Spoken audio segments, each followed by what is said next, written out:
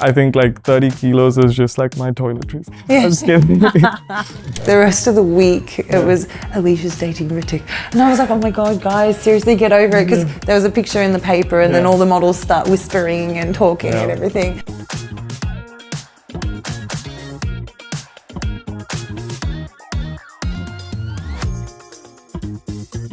When I won the award for Supermodel of the Year, it was something, I guess, 17 years leading up to that I always wanted to be a supermodel. Dropping this shoulder down, a little bit, let's see this.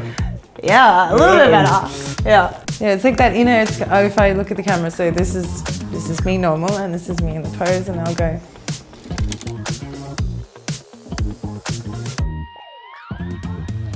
Hi Alicia, welcome. Hey. Before we get started, I have a small breathing exercise lined up for us. I think just, to get us into the mood, into like the environment, to settle in.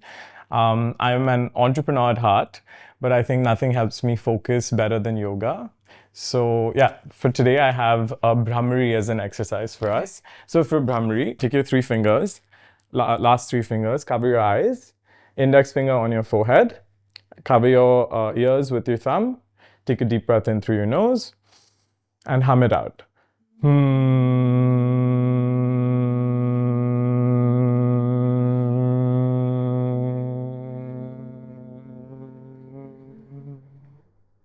We're going to do that once more. Take a deep breath in.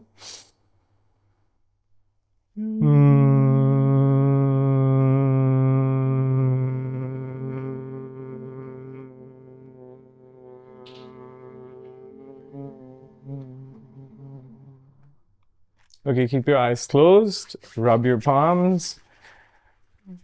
When they're a little bit warm, just cover your eyes, dissipate that heat through your face.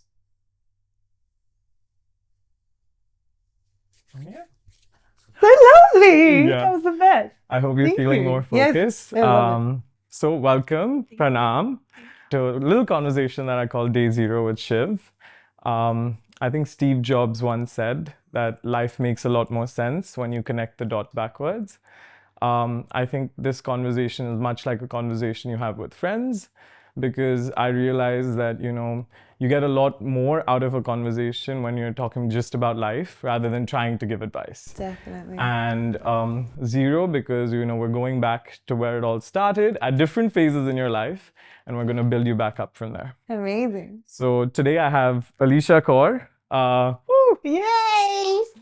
one of India's leading models, or supermodel, dare I say. And you've been in India for a long time. You've had a very successful career. And I just want to get to know you. And it's an opportunity for me as well. Of course, I've known you socially for some time now, but to get to know the real person behind all of that. To start things off, I want to start with a positive psychology exercise called positive reminiscence. So for this, Alicia, I would ask you to think of one core memory from your recent past, and think of this in which brought about, of course, positive emotions. Think of this in as much detail as possible. Picture the surroundings, how you were feeling.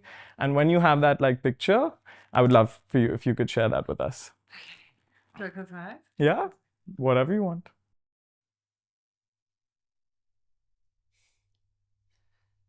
Okay. So I would actually have to say it was when I won the award for Supermodel of the Year. It was something, I guess, 17 years leading up to that I always wanted to be a supermodel. I don't know why. I still, to this day, don't know why. But this moment was unique because I was in a country that I wasn't born in. I was put forward for an award ceremony that I didn't ever think I would be put into because of my ethnicity and because of where I'm from. And then when I'm there, I'm thinking, obviously the winner knows that they're winning. I was just there for shits and giggles, just dressed up and whatever. But when they called my name, I lost my shit. My hands started sweating, my hands started shaking. I feel like I'm shaking now. Right. But that moment, I had no idea what was going to happen, obviously, after that. But just that little moment of, I guess it was the appreciation for all of the work that I have done. Yeah. And just the acknowledgement, I think that meant the most to me. That was like a tick of a goal. Okay. Like, I feel like I could have quit modeling then and there. Like, I would have been like, I'm done. Okay, finished. But I had no idea, obviously, what would happen after that. And work has just gotten even more better. It's just my whole career has transformed since that moment. And I couldn't be grateful enough. And when was this? This was technically 2022 December. Okay. So technically 23 was like my crowning. But enough. Yeah. I get to keep the title though, Yeah. because why not? Okay, so starting off at that high, let's keep that as where we're getting to. Yeah. And let's dial a few steps back and go back to like the very beginning. Like you said, it took 17 years in the culmination of it. And I'm sure, this idea that you wanted to be a model started before Much that. Yeah. younger. So I would love to hear a little bit about like, where it all started and how the early years were. And and we can talk a little bit more once we get into that. Yeah. Yeah. All right. So it did apparently start when I was 3. Okay. I vaguely remember moments, but my parents just say that I was like completely like infatuated with clothing, and I would change 3 times a day, and they were like, she's a model. But I actually, funnily enough, I felt like an ugly duckling. So like, I want to like add this into this, because like, although there was this feeling of wanting to be a model and wanting to go that direction, like I looked up to these beautiful Amazonian women. They were just, to me, I was just like, I want to be like that, because I didn't feel beautiful enough. And as a little kid, because I was doing dancing, I did swimming, I did all of this stuff, but I felt very masculine. I felt very just ugly. I don't know. It's society. Society makes you feel that way, because I had curly hair. Curly hair wasn't it wasn't seen as beautiful. Obviously, growing up in Australia too, I had slightly olive complexion because my dad is Greek, mum's Anglo-Chinese, so I didn't look Australian. So I was very much, I guess, I just felt like I was very isolated and very, I guess, unique. But in those times, I felt like I was very, what's the word? Like, Alienated? I can't even think. Yeah, alienated. Yeah. And then I was tall and skinny, and I was good at sports, and I was good at all these things. But I was like, but I want to be a model. I don't know what it was. It was just this little voice in my head that kept saying to me, one day I want to be a role model to younger women who have been through an experience like me, or been in situations like me, and they've pushed through. Yeah. And I was like, I had this voice, also a little, I guess, call it whisper, that kept saying, I want to be a better person. I want to do good for this planet. I want to do good in my life. I don't want to just be in a job doing something I don't like, because I heard adults and they weren't happy. And I was like, what makes me happy? Fashion. And even though I was shy, I was super shy. But it wasn't until I was about 8. So I'd actually had a first modeling job when I was 3. Okay. There was a total accident. It was because I went to a clothing shop and I picked out an outfit. The lady who was working there, she was like, it doesn't go together. Okay. But my mum's just like, just let her do her thing. And I put it together, and the owner happened to be in the store at the same time. Yeah. And he's like, we love this look. We want to shoot her and put her on the front of our magazine.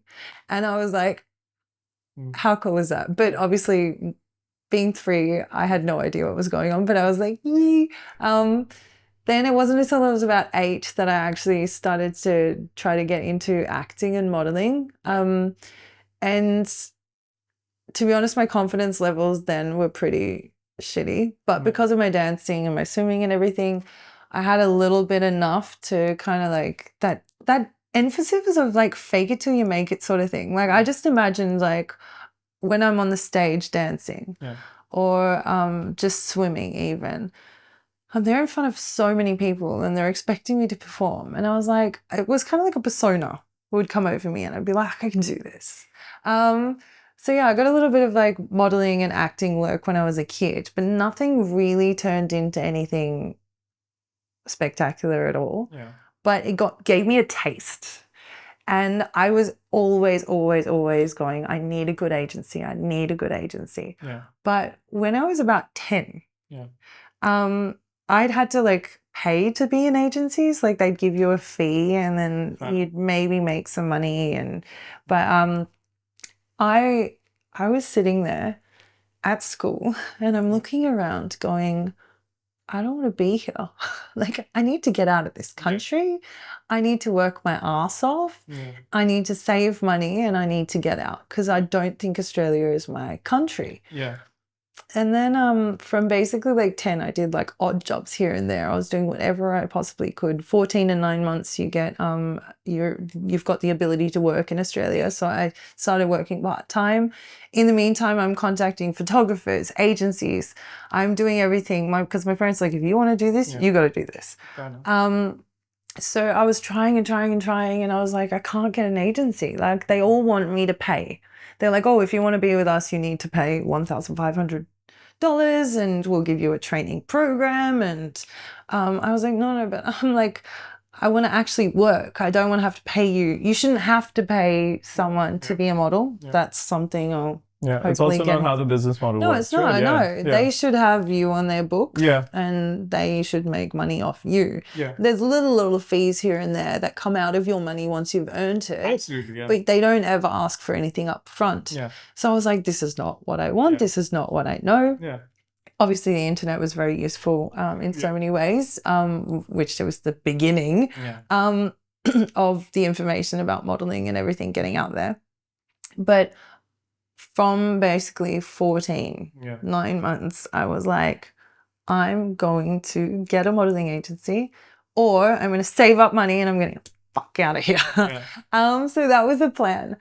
I worked my ass off. I worked with as many photographers as I possibly could. I tried again with the agencies. I tried about 45 times that I definitely know of to get with an agency in Melbourne and nothing worked. And this was from 14 to like 18? 18, And as soon as I finished school, I'd actually won a free ticket to Cyprus through a Miss Cypriot competition, a Miss Cyprus competition, which you had to like sell raffle tickets. It wasn't like based on looks or performance or anything. But I won a ticket. I didn't win it. I'd worked my ass off to get this ticket. And so I was like, Cyprus it is. That's where my dad is from. I'm sure that my look will suit that market. I know it's a small market, but I'll give it a try. And when I went there, the market was tiny. It wasn't what I expected, but I did work really well.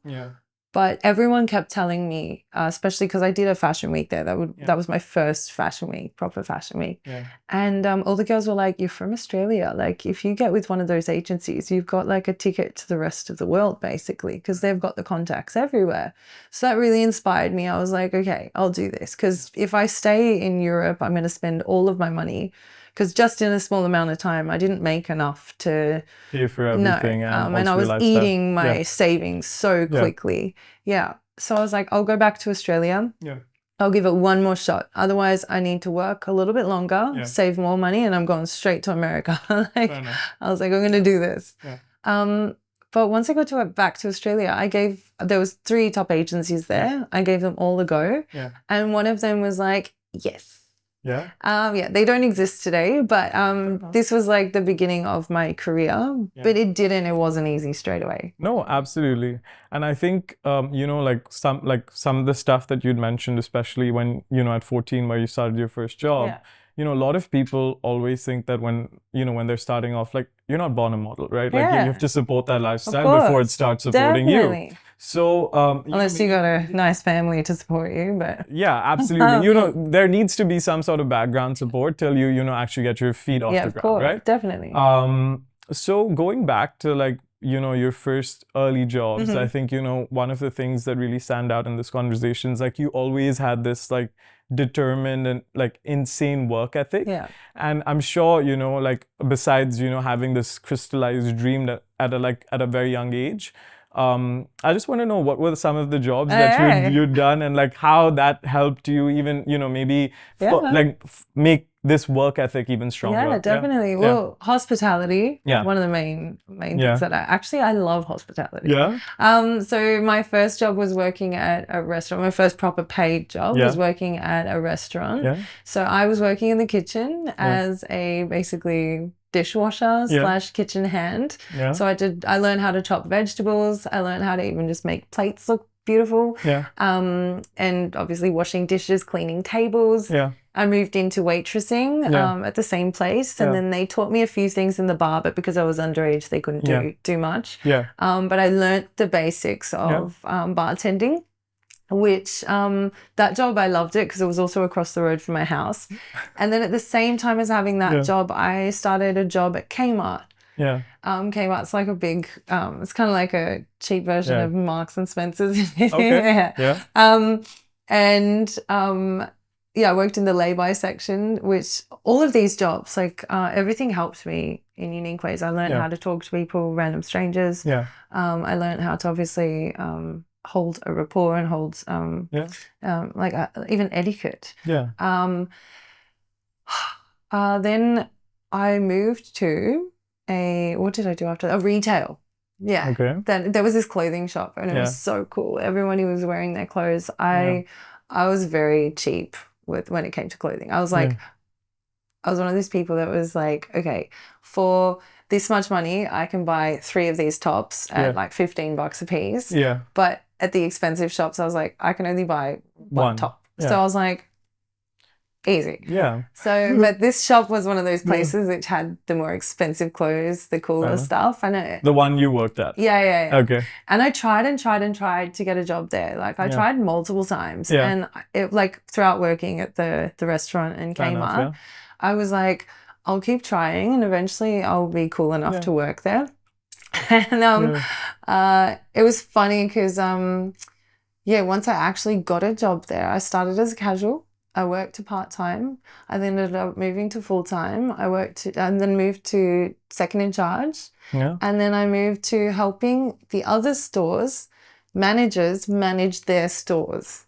Wow. And this is all before I was 18 years old. That's amazing. Yeah. And I really did, I put school aside. My parents didn't know at the time. They know now. Yeah. But I would write notes to get out of school, like saying that my parents had given me a day off, this and that, so I could go work. Fair enough. So basically throughout the whole of high school, I was like making money to get the fuck out.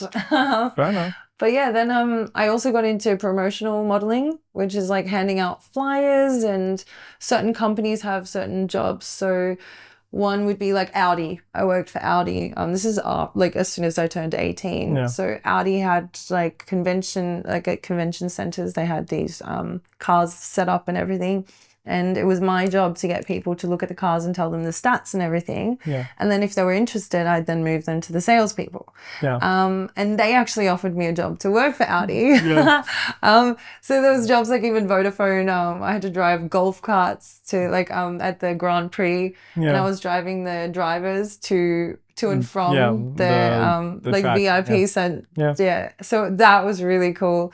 But I've had so many flyer handouts. Oh my God. Yeah. It's like almost embarrassing work, but it was fun because I made it fun. I was like, hey guys, like, I got to work on my personality. I got to figure out who I was at that time and see what, I think all of the skills though that I learned working have helped me with my modeling. No, absolutely. For sure. And also my value for money, because I'd worked hard for my money. I also valued it more, which helped me obviously move to the more minimalistic lifestyle. Because I was like, hang on, I worked my ass off for this. And what, I'm just going to throw it away on a Prada bag? Like what, so I can look nice to society? Like that's kind of like, I'm cool with my basic bag that I get made for me. I get this bag made, which is it's got all the necessary space that I need, and it fits everything. Yeah. and I'm happy with it as long as it doesn't tear or break. Yeah. Even if it does, I'll try to like fix it. Yeah, I fair won't enough. try to just buy a new one and have more things. Yeah. But even the minimalistic life, that also cuts in, like it's because of travel, because as I was 18, well, I was pretty much, I was nearly 19 when I started properly traveling for modeling. I only had 30 kilos of a suitcase. Yeah. So I needed to use my brain and go, what do I need? And working in the clothing shop helps me with this too, because I was like, what do I need to live with? What do I need as necessities? And what is, what's going to get me through the next, I guess. Whenever you can come back and change everything. Yeah. Honestly, that's such a skill that I need to learn in my life, because I feel like I'm like the worst overpacker. Like, I think like 30 kilos is just like my toiletries. I'm just kidding. But it's so interesting. And I think, having this like sort of plethora of like experience, like work-wise, also, like you mentioned, you were a little introverted at the beginning, but I'm sure, getting to interact with so many different people in so many different kinds of settings kind of, helped you get out of your shell a bit. And of course, like, like you said, all those things that you learn along the way definitely helps you with like your modeling as well. Like, it's so funny, not a lot of people know this, but like my first job was also at a coffee shop. I used to work at the campus coffee shop, and like, I did everything. I cleared dishes, I washed dishes, I was a barista for a long time, like, and like you said, you're far more cognizant about the $20 that you spend, that you've earned in a hard, like, in that point of time in your life, than, if you just gotten like pocket money or something. You don't know how to value it. And I think it's very important to learn those values at a young age. Definitely. Now, going back a little bit again, you mentioned your parents and your dad's Greek. How is that relationship like while you were growing up? Were you close with your parents? Do you have any siblings? And, just tell me about that during the early years. Did they value education, or were they completely on board with, you being a model? Because that's a tough conversation that not all parents are very open to from the very beginning, right? So I just want to know a little bit about that. Well, growing up in Australia in general, we're a very sporty country. So my parents were always like they had us in something. It was dancing, it was swimming. Swimming, actually, I was very, very successful. I was supposed to go to the Commonwealth Games. So I was training for that. So I was a national swimmer in Australia. I even worked for the team that they set up to go to places like Commonwealth Games and Olympics and everything like that. So that was the plan, but I broke my wrist, hurt my shoulder. It was all fucked after that. But sports was a main highlight of my family. My dad actually didn't really get to grow up doing sports and stuff. My mum, though, she did. So it was just important for us to have that and create healthy relationships, and also learn discipline and hard work, and also, Australia is a very competitive country, so how to deal with competition and how to, also, what was I going to say? There was something about that. But never mind. We're just going to... About siblings, maybe, if you had a good... Oh, the competition side with my sister. So, because my sister's only 16 months older to me. Growing up too, learning how to not compare yourself with your older sibling. All of this stuff was... especially when you're so close together. I love my sister. She's an amazing woman. She's one of the strongest women that I ever know, physically, but also mentally. And she's so intelligent. So I wasn't as intelligent as her. But when it came to sports and stuff, we were almost quite equal, and in some ways I was better at a few different strokes and a few different things than her, but I was more the artistic kid. And my parents really encouraged me to be more artistic, so they put me in a lot of art programs and stuff. When there was opportunities at school, they would put me into all of that, so that was great, because they really were like, she's artistic. Which also helped, because I kind of as much as wanting to be a model, I wanted to be this model that designed her own clothes and created a brand. Fair enough. That was the whole modeling ultimate dream. Ultimate dream. now I think about having a clothing brand. I'm like, everyone's doing it. Yeah. Like, I just can't. But I still do to this day. I Yeah. still make my own clothes sometimes, and I wear them out. It just depends on my mood. But so my dad being Greek, very disciplined, very very similar to Indian dads, I think. One thing that stuck to me forever, forever. I went to move out when I was about just 18 with a girlfriend who was also a model, and she was into makeup and everything. I was like, this will be the coolest thing. We're going to like, shoot all the time. We're going to do cool stuff. He was like, you have this goal to be a model and travel the world and do all of this stuff. Do you really want to spend money on rent? Like, he sat me down and he kind of had this conversation. But the thing that stuck with me was, if you move out of home and you run out of money, you're never coming back. Fair enough. And I was like, the fuck? Like, that has stuck so deep, but it's actually made me really, really, really, really, really paranoid. Conscious. Conscious. It was very helpful. It is, I think the thing that is, it aggravates me, obviously, but it really put me into like, hang on, I've got to work my ass off. Like, I want to be independent. I want to be self-reliant. I don't want to have to ever need a man or need someone to help take care of me. I want to do it myself. And that thing for me was huge. That moment is like, I guess, a milestone of my life, going, actually, do I really need to move out with this girl? Can I stay home for another couple of months until I have figured out what, if I, like, because I was planning to go to Cyprus in that, because I was like, had that ticket. I was like, oh, I have all these goals. Why am I getting caught up with this other thing? And it was very important for me, and it actually changed everything, because I was like, okay, I learned how to budget thanks to some of my work and everything like that. And I figured out what I can do with my life. So that was great. My mom, on the other hand, she was very much always thinking that I hated her. And I thought she hated me. Okay. We actually just like did you ever clear that out? Yeah, we did just recently, because I don't know. Actually, Mama, I love you. I was like, Mom, I always loved you. But I think because I saw my dad yelling at my mom as a kid. So when I was about 3, I would have these like tantrums with Mum. But when Dad was around, I was like a little angel. So I think I just saw him yell at her, and I just copied that. But then she thought I hated her. I know. And then it all ended up. But now my mom and my dad are like my best friends. Mum and me have a completely different relationship to what me and Dad have. But actually, growing up, mostly Dad was like my BFF. I would call him, I'd talk to him for hours.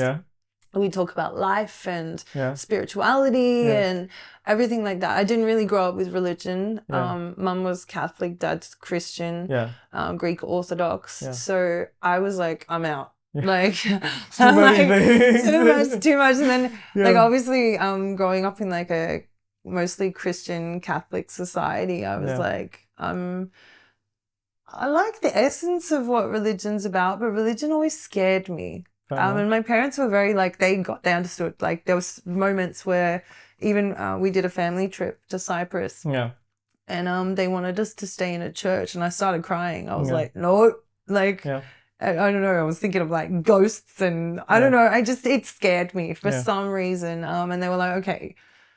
They didn't force me to do religious education, even though that was, it wasn't mandatory at school, but that was one of the subjects. But I was like, I'm out. I like, fair enough.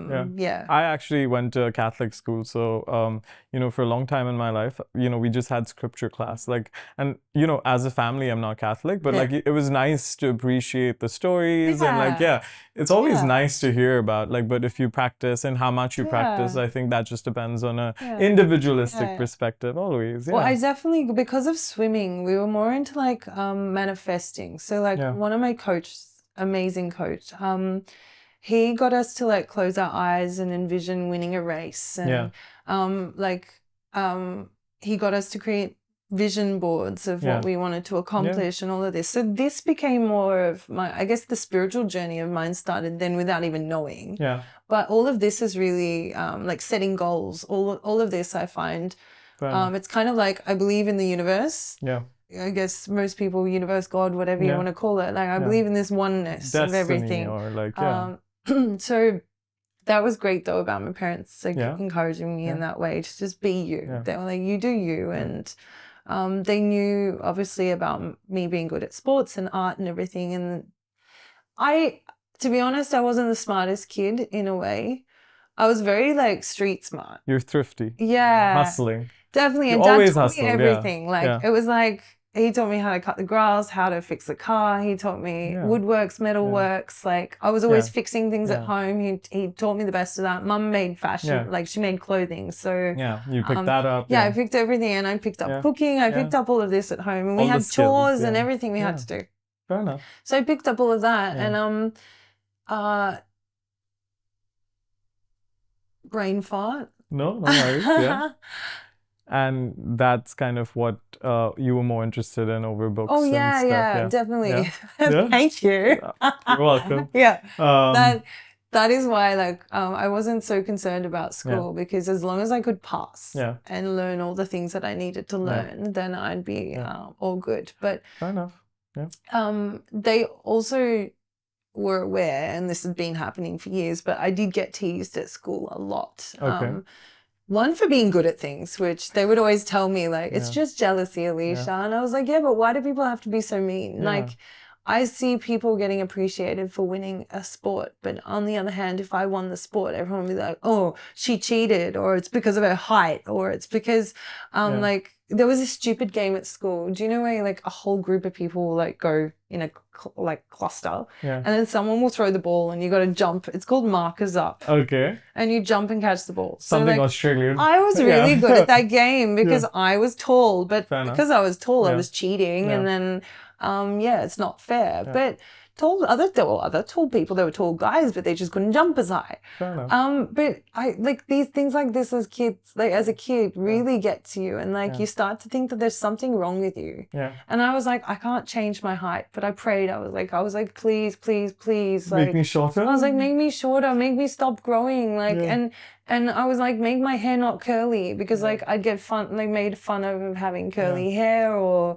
the kids would make fun of even just my ethnicity or my food, or like the main thing though was that I didn't develop at 14. Didn't develop. There was no boobies. There was no. I was very skinny. I've pretty much been about the same size since though, but compared to the other kids, I was just, they call me a boy. They made like rumors that I had a penis. Like there was all these stupid rumors going around all the time. And you know, that's the like tough part, right? Like sometimes you forget as an adult, but like when you're a kid, you don't realize how cruel kids can be to you, because you know, they don't know any better either, right? They're also learning about the world, you know. Unless someone tells them that this is not right, or unless they're able to evolve to that certain level of empathy, you know, till then it's just all in good fun, right? Like it's all to impress their friends and all of those things. So, and I'm sure, you know, especially as a model, like in this sort of industry, you don't only feel like, you know, there's of course those apprehensions or the negative comments or like, you know, all this negativity around you when you're a kid, but like I'm sure while growing up, like after that in your career as well, like you've faced a lot of that. So what is the mindset? Like it's, you know, for me today, right, like at work, if I don't get a deal, or like if I've been working something very hard on like a real estate project and it doesn't work out for me, I'll be sad for a couple of days, but like it won't make me like delve into self-doubt, and like, you know, there's a lot of factors that can go wrong. Sometimes timing, sometimes, you know, someone gave a better offer, like sometimes the person just had a change of heart, right? Like there's so many outward factors that are not like completely related to me. But when it comes to modeling, where it's like, you know, you're the industry, like your company. You're getting rejected. Yeah, it's you're the company, right? So how do you get over that criticism? Like, what are some of the things that you've learned? Like, and you know, this doesn't have to be like a pity party. Like, it's more about like, you know, what is that sort of mental fortitude that you've built up? And of course, I'm sure there's been instances where like it took a lot more to get out of a situation. So, definitely. you know, if you want to talk a little bit about that, if something comes to mind, love to hear about that. This is like the story of Alicia's life, rejection. I have been rejected so many times in my life, and obviously as a kid, it really got to me. Like I would cry and cry and cry, and that was like, my mom was like, I think that was also hard for her because she's like, I don't know how to fix this. And kids are just mean, and like they would say all of these things, which it would help, but I was just such an emotional child, and I'd be like, okay, I need to change this. I need to be different. I need to make myself better. I need to try more and harder, and I need to be nicer, and I need to be sweeter. And all of these things constantly consumed me as a kid, but the constant rejection every single time, it just, I guess, got to a little crying less. Or it would get to me going, okay, if this is the problem, what's the solution? That was just how my brain worked. Tolerance towards it. But as I kind of got older, I think what was like really helpful is like, even though obviously I'd cry and I'd be upset, and I would look at the map again and go, okay, what can be different and how can I get through this? There'd be like little angels always that would come in and be like, I'd be like, I'm done. I'm never going to try a modeling agency ever again. And I'd be at, I don't know, just some random public place, and somebody would come up and go, oh my God, you're so beautiful. Are you a model? And I'd be like, oh, this is my sign. This is it. Thank you. Thank you, universe. And those little things would kind of keep me going. Or it would just be like sweet things from just people around, or just even a confidence. Like when I was at work, I obviously had to talk to people all the time. So people would be like, what are you doing in this restaurant? Why are you not in America modeling? And I'd be like, they think I have it. But over the years, like even now, if I don't get a job, the only conclusion that I have is that somebody deserved that job even more. Or that was somebody else's destiny, not mine. Fair enough. That's the only thing I can put it to. And yes, it gets a little bit upsetting sometimes when I have my like hopes set on a certain outcome. But for example, I'll just use this one story. I got told when I first got to India that I would never be a show model, that I would never probably do TV commercials, and I would probably have a career that would last for 1 year max. That was by an agency that brought me to India. Okay. And I said to them, look, I want more. I think I can do more. I've seen other girls do more, and I think I have that capacity. They were like, no. Just do whatever you're doing and leave it there. This is the shortest story that I can possibly tell, but I'm thinking then I will never work for Sabyasachi. I'll never do TV commercials. I'll probably never even get the opportunity to meet Bollywood stars or work with them or do any jobs like what they do. I will never see my face on a billboard. I will never get these goals achieved. 10 years later. I didn't stop. I realized I need to change agencies. These guys are not listening to me. There's another agency that was interested in me. They poached me multiple times. They said to me, why are you not doing TV commercials? Why are you not doing these campaigns? The previous agency said to me, don't try out for the Fashion Week casting. I said, please let me. They were like, no. I was like, I'm going to go whether you like it or not, because I think I have what it takes. Sometimes I had to really step up and stand up for myself, which I wasn't used to doing. But I ended up being one of the only models. There was only 2 of us that got selected for that Fashion Week. There was an Indian girl and there was me. I was the only foreigner. And they hadn't accepted foreigners in, I think it was around 12 years. But basically, like, I'm sick of people telling me that I can't do it. And I'm really fed up with it. And I got fed up with it about, I don't know, about 10 years ago, but I didn't realize until really recently. Because everyone's out there to really put you down and really make you feel bad because it's their insecurities or their self-doubt or whatever it is. But this is my life and I have Yeah. certain goals and aspirations and I have certain dreams. So it's not that I'm like, fuck you, like, but that really, when somebody says you can't do something, I'm like, let me see, like, let me try. Yeah. And I'm prepared to do what I need to do to Yeah. try, as long as it's sticking to my morals. Yeah.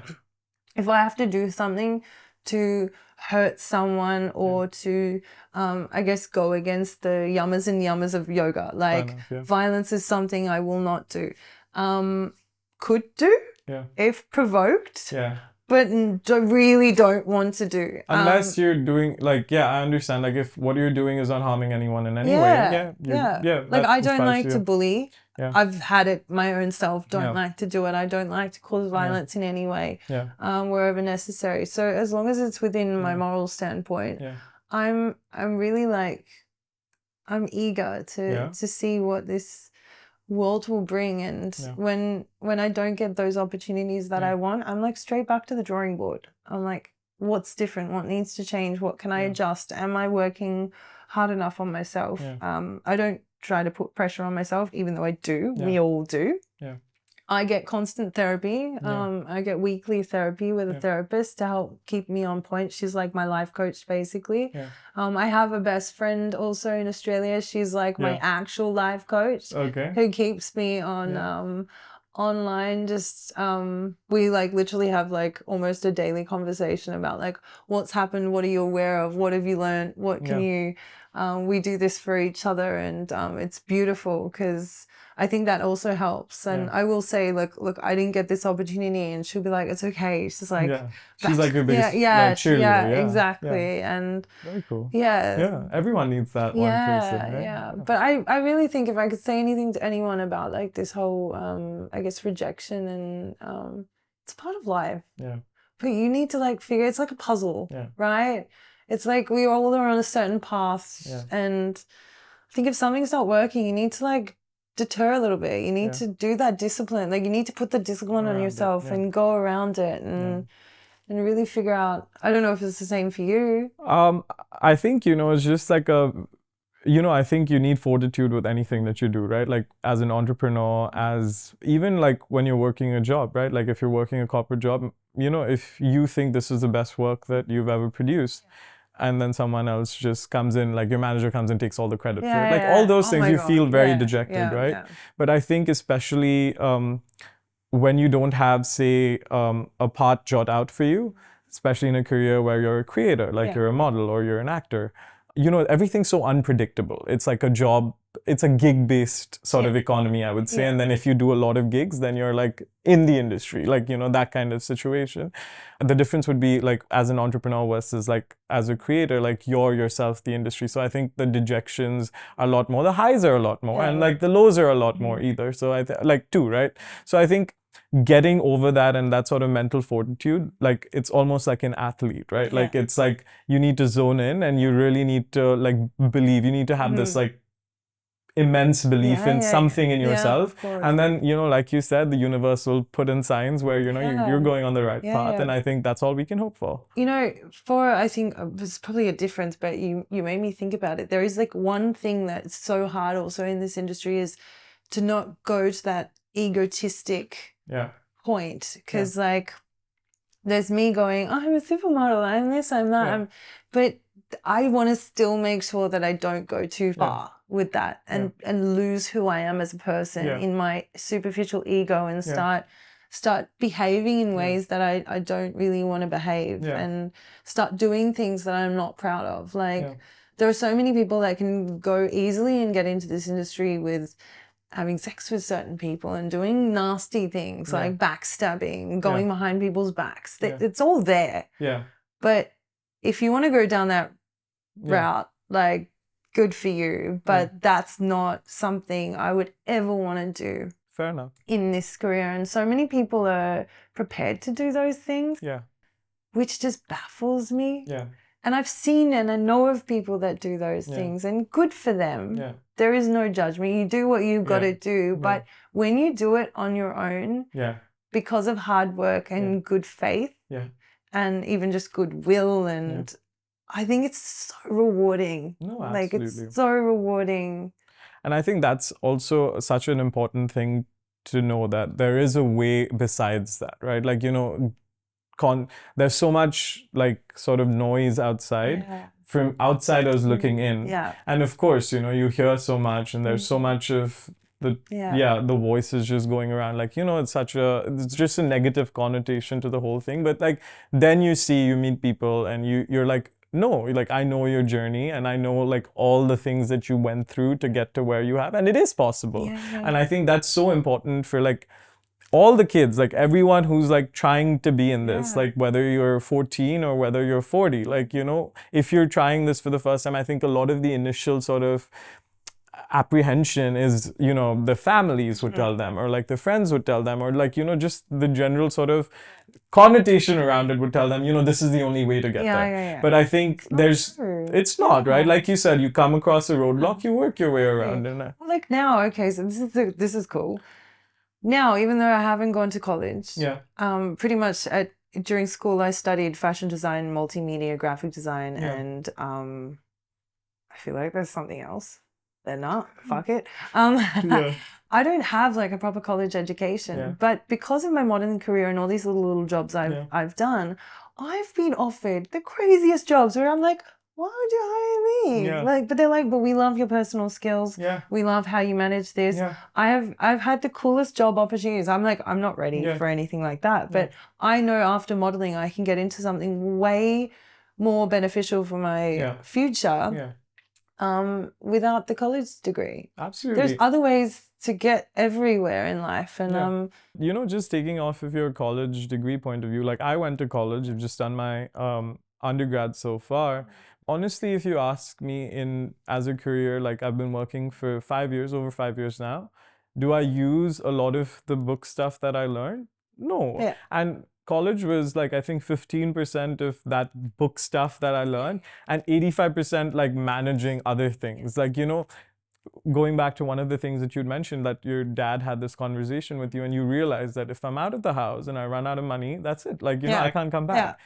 You know, in India, you're very coddled, right? It's a very, like, you know, the society is very, your parents will like, it's really Mama ka beta. So, you know, there's I think everyone's like very tight knit, and like even as families, like you know, in America, where you see the kids kind of like, you know, the children like start like once they're 18, you're out of the house, you're like supporting yourself, you're doing stuff. In India, you don't see that even at 25, even at 28. Even at 40 years old for some people. Yeah, exactly, right? So I think, you know, having that sort of, you know, for me at least, like when I went to college, it was very important for me to develop that independence, because I know the story of my dad, and he came from nothing, right? And he left home at 14, and then, like, you know, he kind of started his journey at that, not knowing, you know, a lot of things. You know, if you had to dream big at that point in time, I don't think he could have dreamt so big, right? Like, you know, your capacity to dream also increases with like the amount of success you get, right? And I think it was very important to me to kind of build that strong work ethic.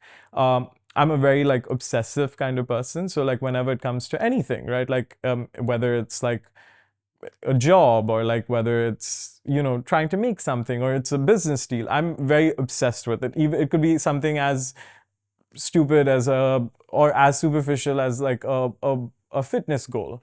But I feel like, you know, I've always been the kind of person that, you know, I always felt like if you want to do something, you got to be obsessed with it. And, you know, I'm the same way. There'll be so many people that will tell you no, but you're just like, this no, is all I'm gonna do it. I'm gonna do it. Yeah. And that small checkbox at the end of the day, like when you've hit all your goals for the day, that's the most satisfying. That is actually, I think that's the basis of most of my days now.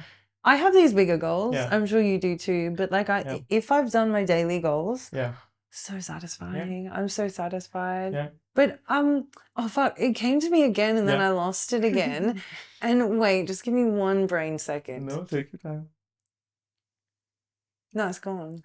Why is it gone? It came to me like when you said something else. It came. Next time, just interrupt me and be like, I I need to finish. It came about that. Yeah. But let's go back a bit now. So, you know, 18. Oh, I got it. I got it. So, I have this theory.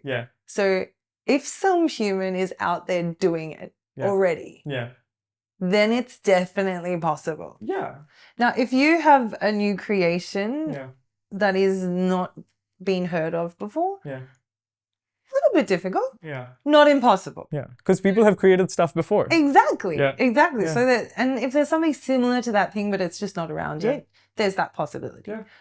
But I don't see there, like if there is someone who has literally made electricity, Yeah. right? I know that if I work hard enough, I can create electricity. Yeah. Now, if there's somebody who can do clairvoyance or whatever, Yeah. with the training and everything, maybe I can do it too. But Yeah. I'm going to put that on the side and leave it to the ones that Yeah. do that. But the things that are achievable, Yeah. like I think Uh-huh. anyone can achieve anything. If it's already been done, Yeah. you can achieve it no matter where you come from. It's just about figuring out how to get there. No, it's so funny that you said that. And, you know, that made me think of something like immediately, like a light bulb moment. There was this time, like a couple of years back when I turned 21. So it's some time ago. Couple of years back. It's so old. But when I turned 21, that'd been this thing that I really wanted to do before. And my parents said that, you know, so I wanted to do Vipassana, which is this like 11-day silent meditation sort of thing. Yeah. But my parents always told me, you know, they lied to me. They say that, you know, you can only do this once you're 21. I think because maybe they didn't have full faith to do it. Also, I think they wanted me to do it at a point in my life where it would make a difference to me. So I turned 21 and I remember I was back for winter break and one of my friends had done Vipassana before and like, you know, I was even more motivated. Yeah. So I signed up and everything. It was like a 20-day break and 11 days I was They gonna... can do it, I can. Yeah. And honestly, you know, I had no idea what I signed up for. I didn't look at the schedule. I don't know. I just knew you couldn't talk for 11 days. You couldn't read, you couldn't write. And you had to meditate a lot. Like that's the whole premise. Yeah. And you were going to get fed. And honestly, you know, I spoke to this friend of mine and I was like, okay, you know, if you have any advice, like, can you give it to me? And he gave me the best advice, which I think till today in life that I really follow. And it was like, if I can do it, you can do it. Yeah. Like, and I swear to God, like those 11 days were like probably one of the most intense things that you could do because you have no phone, you have literally nothing to stimulate you except your mind and 10 hours of meditation a day. You get fed twice a day at 7:30 in the morning and 11 o'clock in the morning. And that's it. You don't get fed after that. Okay. So, you know, first of all, you're going to be hungry all the time. And then you're concentrating. The ones now, they're a bit different. Yeah? Now they toned it down a bit. Yeah, they realized everyone... Like 3 times a day and 2 snacks, I think, so depending on where you go. Yeah, but honestly, you know, after day 4 or something, your appetite goes down as well. And because you're meditating. And you're not doing much. Yeah, exactly. And also, I think the second one, which really helped me was till the first 5 days, it was like a count up. And then it was a countdown. So, you know, mentally it made me feel better. And like, I'm the kind of person, like, you know, I've gone now. You're allowed to leave. But I have told so many people that I'm going that there is no way I'm going to not do the 11 days and come back. Like, my dad, like, he went to drop me because he was like, you know, I don't know, like, how you feel. Like, he was like, so he went to drop me. And he told me this, like, after the 11 days. That like, you know, the person who went like, you know, they had a person who was there for the 11 days outside, that if I ever decided to, you know, leave, that person would like, you know, get me back home. Of course, Because he told the person like, you know, while he was leaving, like, you know, I don't fully trust him. Maybe he'll get tired after 2 days and come. I feel like people do want you to fail. Like people, like even your parents, because they're like, you need us, you want us. Yeah, they coddle you. Yeah, they definitely do. But you were just saying, so I lost it. What's with my brain? No, it's okay. Sorry, please finish. No, but yeah, so going back, let's go back to 18, 19. Let's talk about like your journey from like now Australia. And then of course you've been in India for 10 years. So was that always part of the plan? What happened in the middle? Like how was those early years of like actually, you know, being out there as a model? And what was your journey from Australia? When I was in Australia, the work was going good. And I ended up getting this TV show, Project Runway, where I was one of the models. And the American version is very different. The models get emphasized. In this one, the models didn't. But it was cool. And it was a really great experience. And a couple of the girls from that are still my really good friends today, which is amazing. Because I met kind of my people. And that was something growing up. I was like, I want to go somewhere and meet my people. So Australia was happening and it was going okay, but not great. And then I had to still do part-time work. And I did this for about a year. And I was like, this is not what I want to do. It's not making me happy. I'm getting exhausted from my actual work that I'm doing, and I haven't got enough energy to model, and I should be doing more test shoots. I should be practicing more. I was like, I should be focused more on the modeling thing. And then I was like, you know, I'm going to go into the agency because I think winter had hit and it just died. And I went into them and I was like, look, I want to go overseas. And they're like, okay, we have this guy coming. Again, they were like a bit blasé. I feel like everyone's always been really blasé with me when it comes to modeling. Like, yes, you know, you're a beautiful woman, but they give me a but. But they were like, we've got this guy and he sets up models in China and Europe and all around the world, basically. So you can meet him and you can see what he thinks. So I met with him and he's like, you would work great in China. Like, he's like, I could send you to China, like, right now. Like, let's go. And at the time, Angelina Jolie was very popular because Mr. and Mrs. Smith, they loved that movie. So he was like, you give me vibes of her at that time because I was a little chubby. I can see it, Oh, you can see it still now. And yeah, so he's like, I think you work really well. And I literally like, so within about 2 weeks from the moment of meeting him, I had my visa and I was already off to China. And I get there and I'm like, what am I doing here? Like, this is a scary place. The road's on the wrong side. Like, it was just, I was like, I've only been to... Was that the first time you left Australia? No, I'd been to Cyprus and I'd been to England before, and I had been to Greece for a few days, but Greece was all like walking in Athens. So I didn't even know the concept of the other side of the road. So this was like my proper first trip by myself in a place where I know no one. Fair enough. And Cyprus, the language is fully different. Language is fully different. I was like day one, just as soon as I landed, I wanted to. This is in Beijing. Okay, so Beijing. What I'd actually set myself up for was 3 months in Beijing, 3 months in Shanghai, and 3 months in Hong Kong. Okay. So my next 9 months was definitely set for me. And as soon as I landed, the driver doesn't speak any English at all. He takes me back to an apartment in the place that I have no freaking idea where I am. Because we don't have Google Maps these days. I don't have a SIM card for the country. You didn't have, we didn't have the roaming thing. I didn't even know about it anyway. This is like in 2020, no, 2010. 2010? Yeah, 2010. And I'm freaking out thinking like, what am I doing here? I don't know where the shops are to get food. I was really, really hungry. No Google Translate, nothing. No Google Translate, nothing. I had a little book that I was trying to learn Chinese or Mandarin of. Oh my God, that was difficult. But I go back to this apartment and literally there's no one in it except for this Russian boy. And I'm apparently having to share a room with him. Now, he's gay. So they were like, it's okay. And I was like, I'm okay with it. But he was not okay. Oh, he was not okay. He wasn't okay. He was really not okay. And he starts chucking a tantrum. Oh no. And he starts pulling the bed out of the room and he's screaming, going, I'm not sharing the room. Like, I've been sharing a room. And it's not in proper, like, it's broken English too. He had a fucking hissy fit. And I'm like, I'll sleep on the couch. It's okay. I just want to put my stuff down. Meanwhile, the driver's telling me, like, come, like, we have to go. And I'm going where? And he picks up the phone and it's my manager from my agency saying to me in broken English also, you need to get to the car, you have castings. I'm like, I just landed in China. Like, I'm tired. I haven't eaten. I literally, because I'm vegan, the plane didn't have a vegan, like any vegan food, even though you could like request for it. At that time, they didn't have it. So I was starving. Like literally, I think I'd gone like, it would have been, by this stage, it was like at least 24 hours I hadn't had food. Then I'm off for these castings and they've taken me to like the weirdest freaking places where there's factories and I saw that children sewing in a factory. Okay. And I lost my shit and I just started crying. I was just like, I couldn't stop. And then I had to go to 3 castings that day.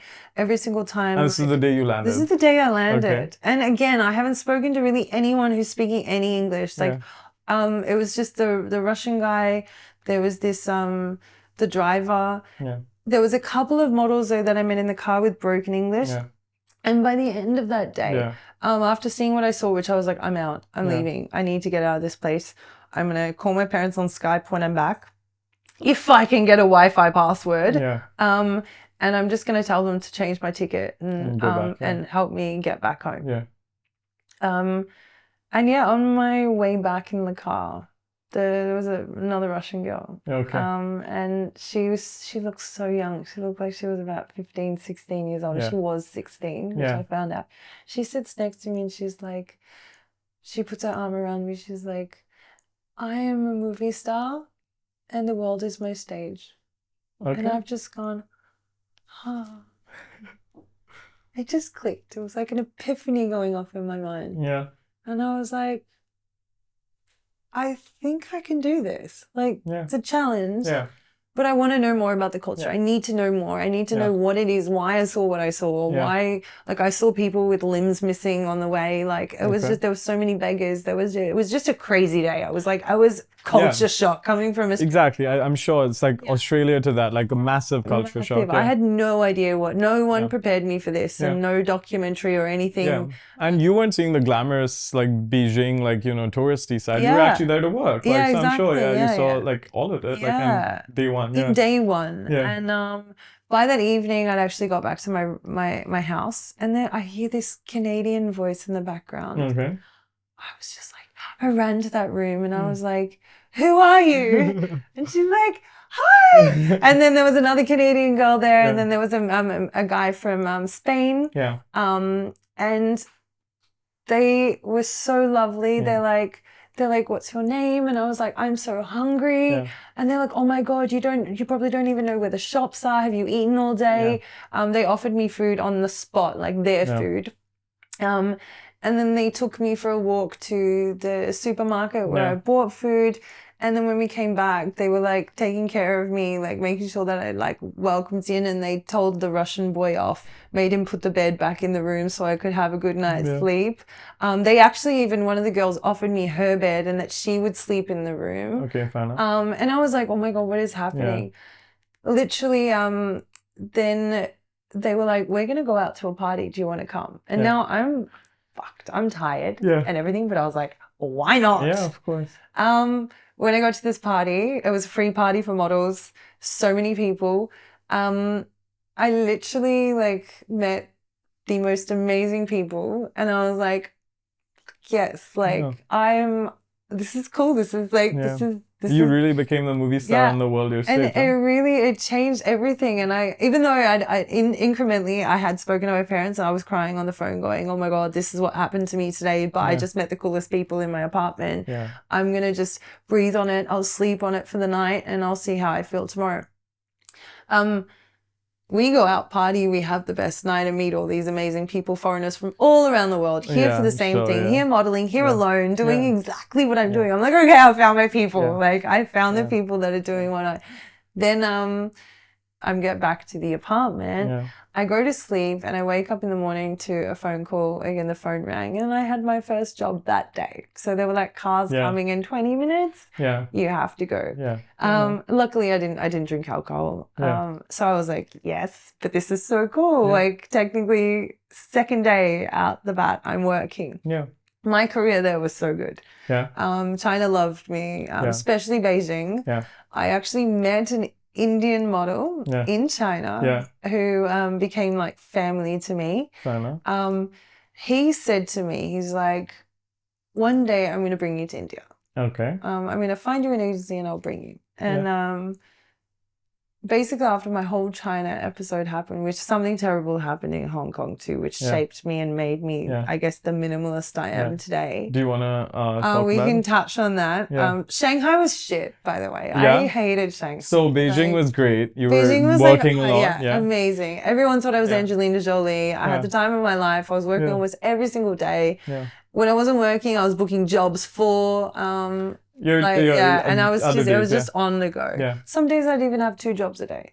It was trippy. I was like, how can you do this? And I'm sure, like, compared to when you were in Australia, where you said, you know, like the agencies were great, but they weren't like always like so gung ho about me. Yeah, no. This was like This a was whole, like another level. yeah. It's like, why didn't I do this sooner? Exactly. Yeah. I was like, why? Yeah, because I'm finding out this Russian girl's 16. Lots of these kids, I'm sure. even my Canadian friend, she had been working since she was 16 years old, and I was like, oh my God, why did I not? But I didn't know. Yeah. And it wasn't my destiny. I was like, I'm here now. I'm going to make the most out of it. Yeah.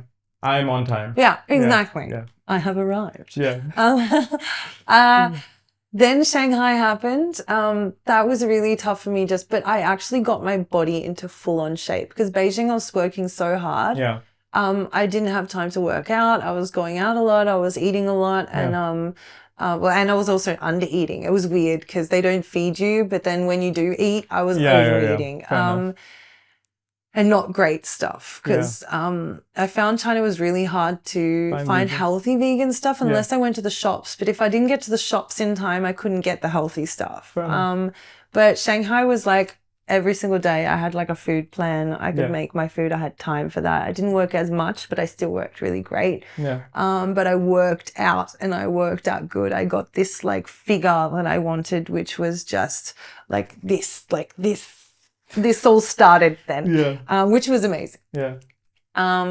So that's the highlight from Shanghai. Yeah. Hong Kong, though, on the first day, I got my whole entire passport wallet stolen off me. What? Yeah, it got taken out of my bag on public transport, and this is the first day. Okay. Yeah. And none of these people that you met in Beijing or Shanghai came to Hong Kong with you? Only at the end. Only at the end. Yeah. Okay, so this is like... so I was alone again. Yeah. Every time... Actually, when I was even in Shanghai, a lot of the people were the same as Beijing. Okay. But when I was in Hong Kong, it was like all new territory again. And it's a lot more expensive in Hong Kong. It is? Did you feel like, although compared to like Beijing and Shanghai, where no, it's like middle, like it's China and China. Hong Kong's still a little off, you know, it still was an independent westernized, territory. Did you feel like that ease at all, but or no? Kind of, but not really, because I was still, I felt like I was still dealing. See, I found a lot of Shanghai people, they would kind of lie to you, right? They'd be like, yeah, we'll get it done. Yeah. And then they wouldn't get it. Yeah. Or you'd be waiting. I feel like Hong Kong was a very similar thing. Like they'd be like, yeah.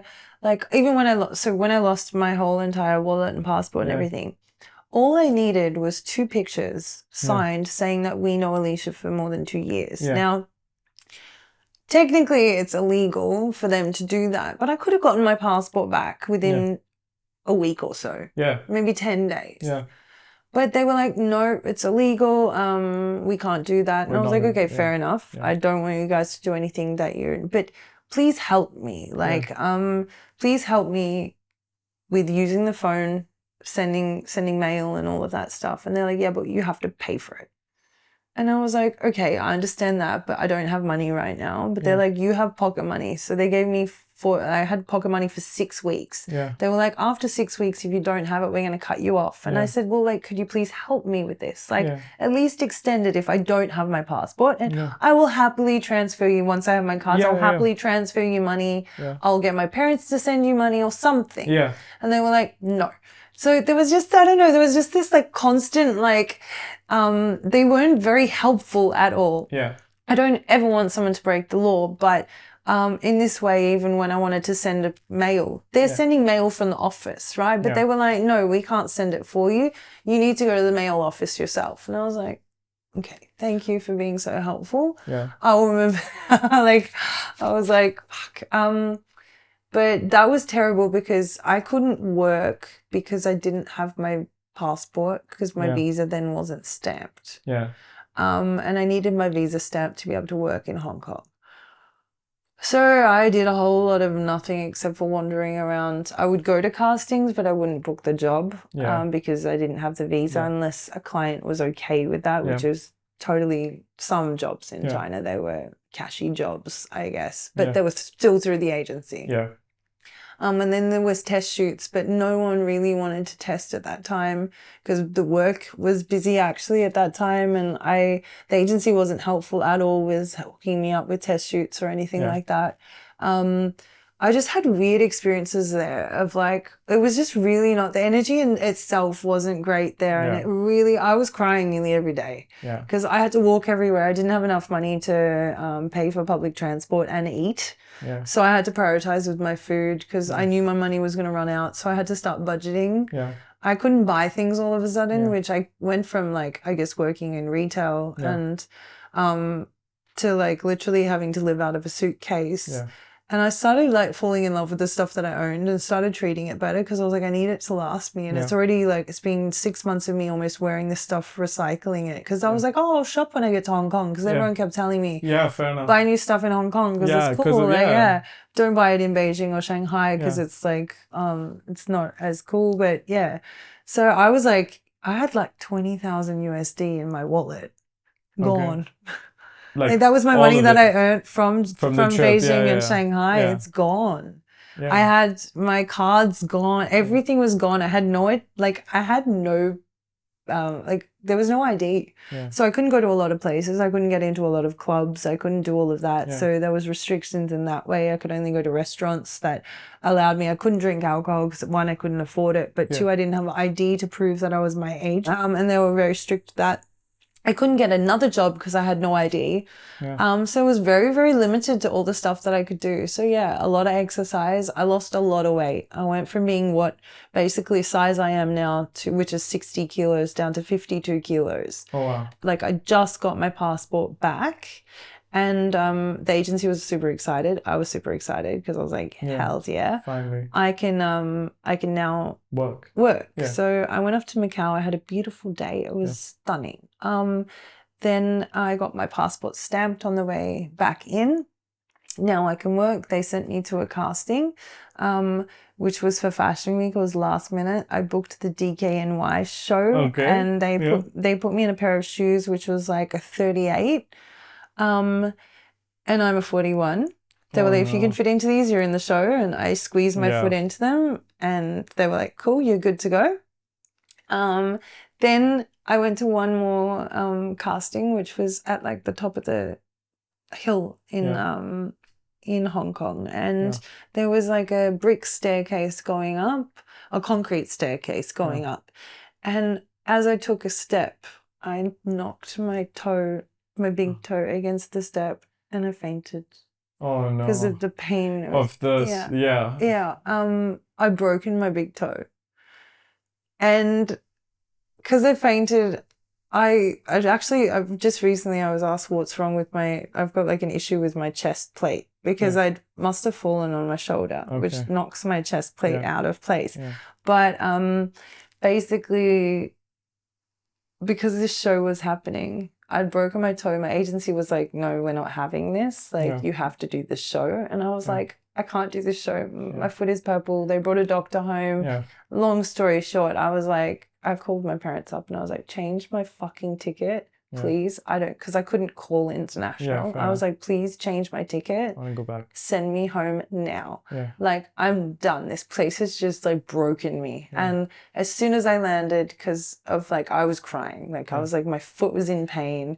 I was like, everything that I'd worked for over the last 9 months was basically done. It was gone. My money, even just my self-esteem. I was like, I was dead. Like, would you say in all your years, like, I'm not gonna say it was the worst, but you think it was like one of the lowest moments in your life? Yeah, definitely. And then when I landed in Australia, I had a panic attack and then my chest plate popped and it felt like I was getting stabbed in the heart. I was like, you just want to kick me down even further? Fucking do it. And I was like, I wanted to give up everything. I wanted to give up modeling. I couldn't even work because my chest was so sore. My toe was obviously fucked for a while. And I was like, what am I going to do? Like, I thought I could go back to Beijing. But I was like, is that really what I want? I was like, I just need to get better. I need to get healthier. I literally was skin and bones. Like, I Yeah, you swear, lost I was all. like this. Yeah. And I just felt sick mentally, physically, and everything.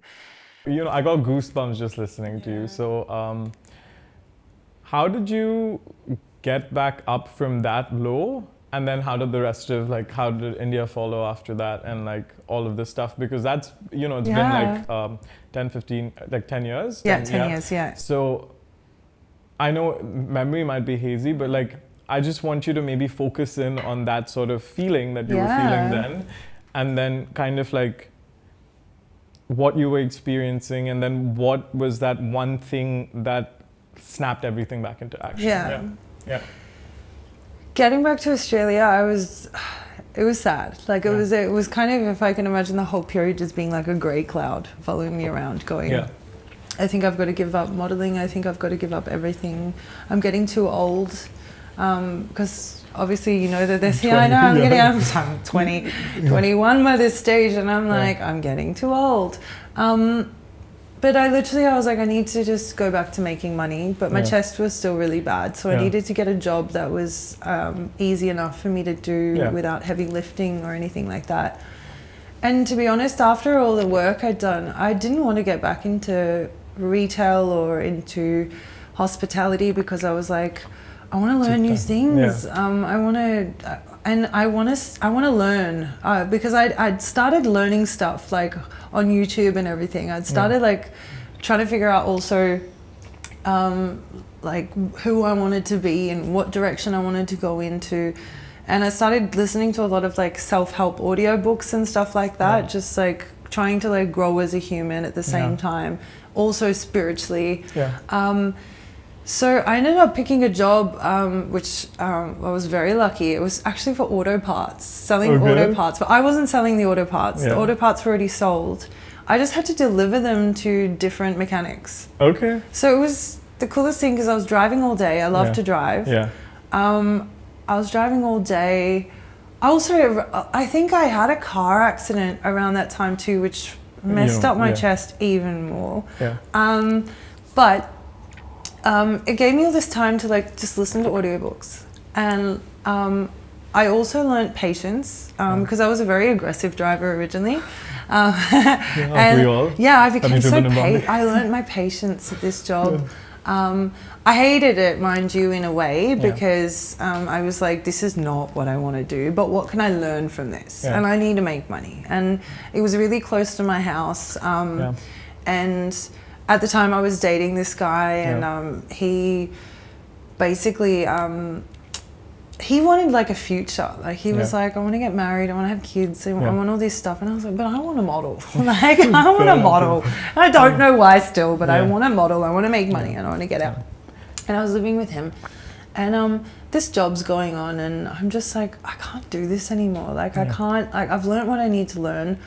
I had an amazing time meeting really cool people that weren't in the modeling industry at all. They were just amazing, like a mother, a brother, like, and the tradespeople, spending time like going to mechanics and stuff like that, meeting like just really like, different people, from the ones you probably met in Shanghai. It was just a nice experience, but it was definitely not where I wanted to be, and not the career that I saw myself in. Even though that they were like, you're great at your job, let's think about putting you behind the desk and doing this and like expanding in the business. And I was like, hells no. But one night I was like, I was laying next to my ex, and I was just like, I was ready to break up with him. I had been thinking over and over again that I need to just get away. I need to go to either run away to Queensland. I had a best friend in Queensland. I was like, I need to either run away to Queensland or I just need to change my environment right now. Otherwise I'm going to go mad. My anxiety was like through the roof. I have always suffered a little bit with anxiety, but my anxiety has somehow led me to make like a big change or do something very big. It's made you more conscious, Exactly, and it was like building up and building up and building up, and I was like, I'm gonna pop.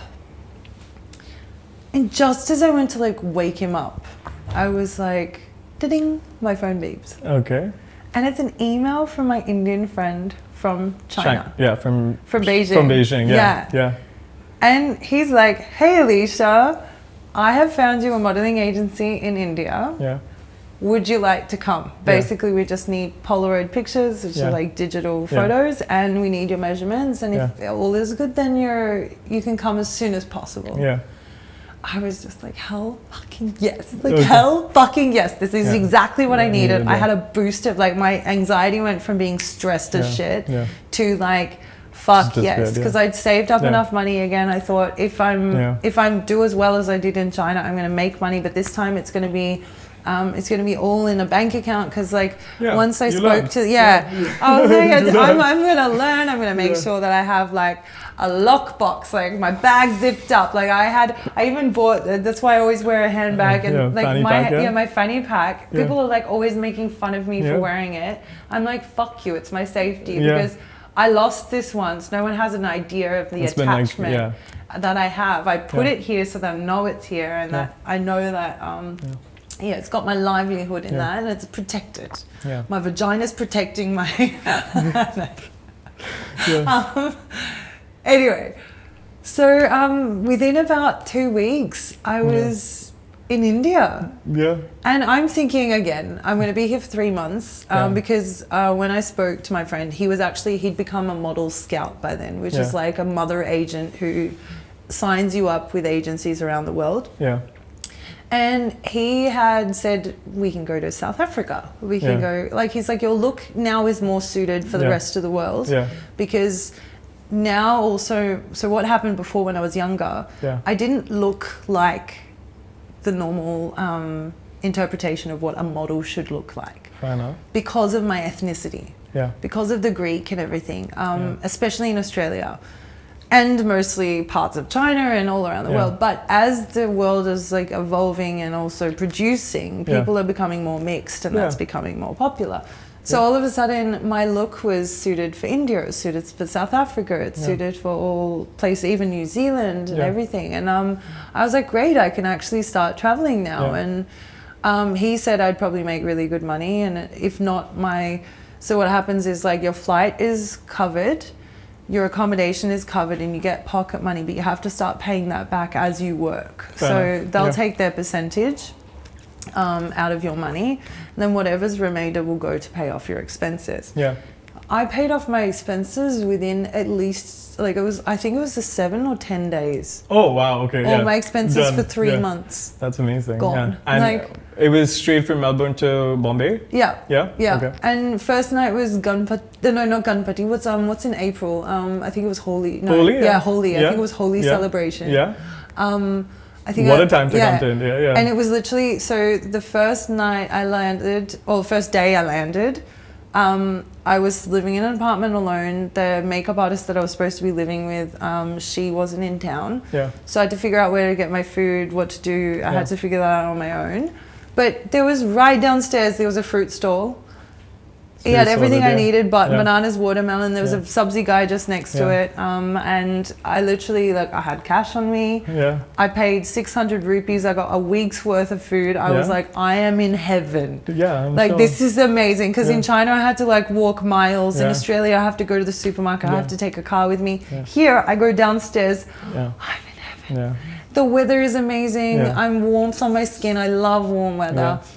My agency obviously told me not to dress, like, in shorts and tight clothing. They said wear loose clothing and make sure that you're not dressing up, which was really nice, actually. I followed that law and that rule for, like, the first maybe 9 years of me living in India, and just recently I'm like, skin's out, tits are out, like, everything, shorts are on, tight pants.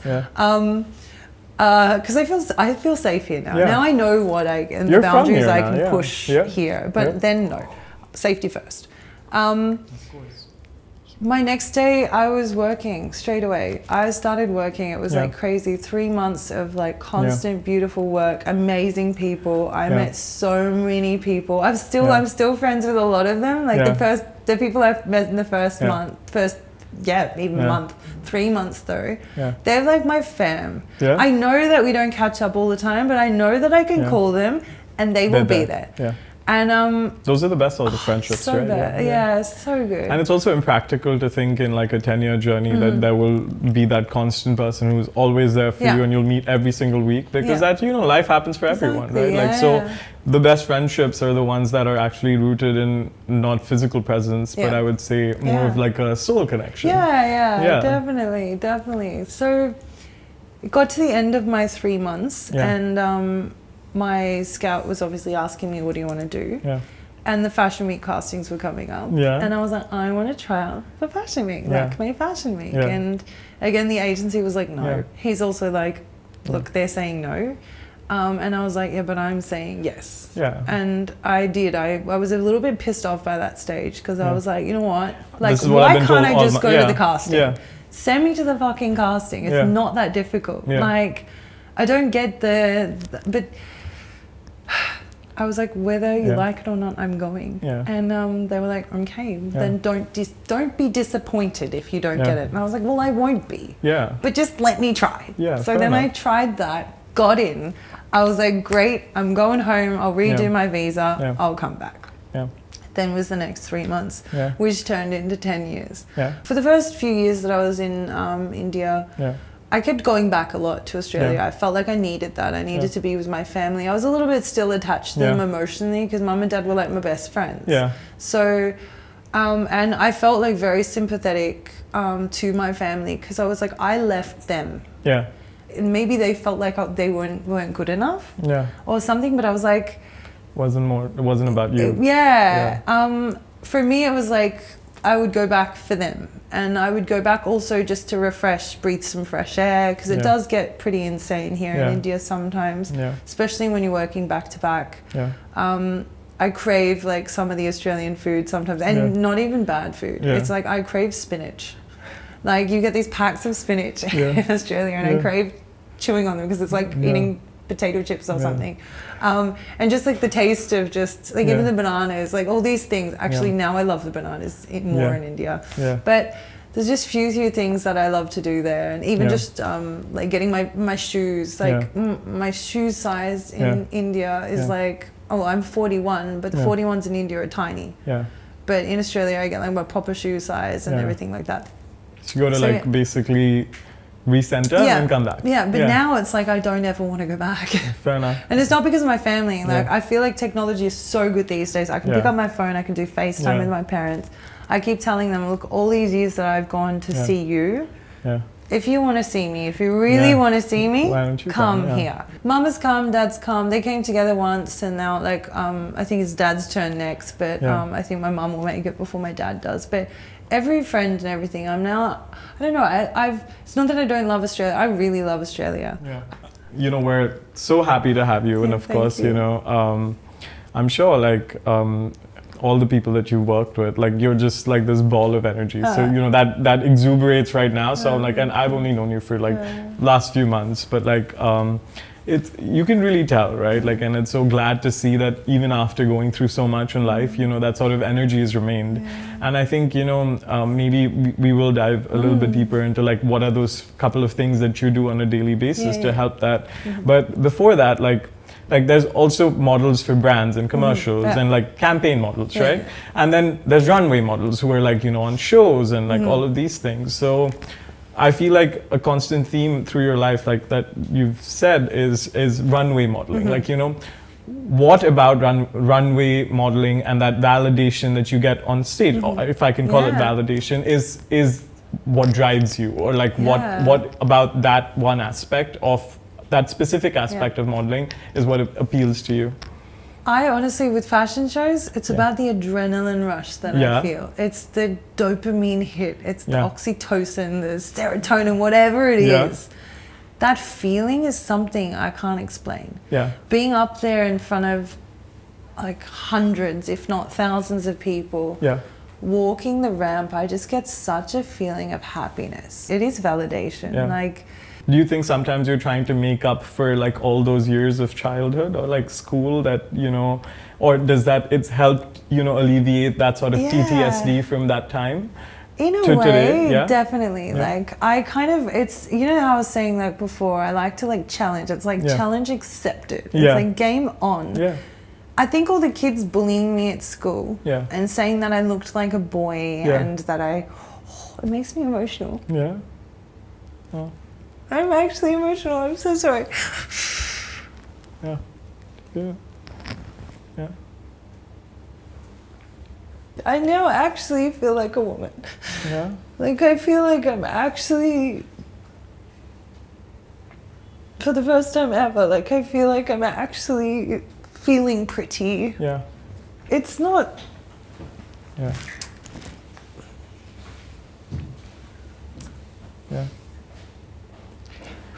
Do you feel like going back now to 10-year-old, 8-year-old Alicia, you would Yeah. want to say something Oh, to yeah. her? I'd want to give her a big hug and just be like, just keep going. Yeah. Thank you. Thank you Thank you so for much. this, yeah. Wow. We I got the didn't box. expect that one. Oh. Yeah. Oh, thank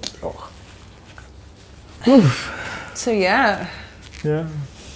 I can feel the emotions. It's like, you know, I really am getting that sort of like, I don't know, first person perspective of like, because all you see, right? And like we were speaking about this as well, like you see all the, like I see from an outsider, like I know nothing about anything, right? But like as a complete outsider, all you see is like the nice pictures and like all this stuff. And you know, immediately like the first thought that when you see a runway model, it's like, you know, she must be so confident in herself. Like, you know, these things, like, of course she knows she looks like gorgeous and like, you know, she has that sort of aura about her.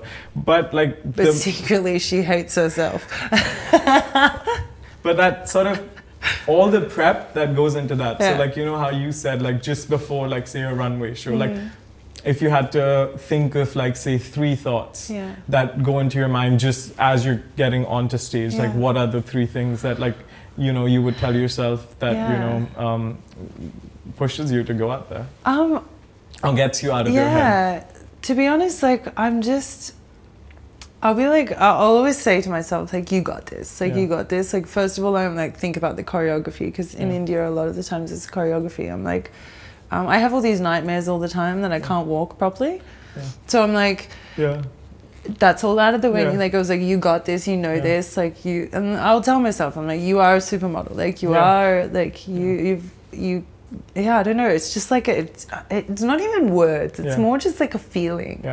And I'll just pump myself up and I'm like, you got this, you got this, you got this. And just, I will be more about focusing. Like, I focus on this idea that I'm at the beach and that I'm looking into this beautiful sunset.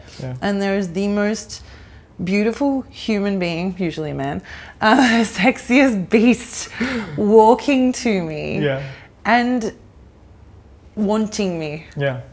Like that's the that's my thing, and I'm just kind of like gliding to him like some goddess ascending to heaven. That's like that's my vision. That's your inner like that's what gets me going. And the funny thing was with fashion shows, just recently at Fashion Week, everyone was like, how do you get the look? Like, how do you get because like for you, a lot of people, it's just like they don't know where to look, they don't know what to do, they don't know how their facial expressions and everything. And a lot of my breath work comes into it. So depending on the walk will be depending on my breath. And I literally have learned over the years to actually almost hold my breath. And also keep my eyes open until about mid-ramp, where I take 1 blink.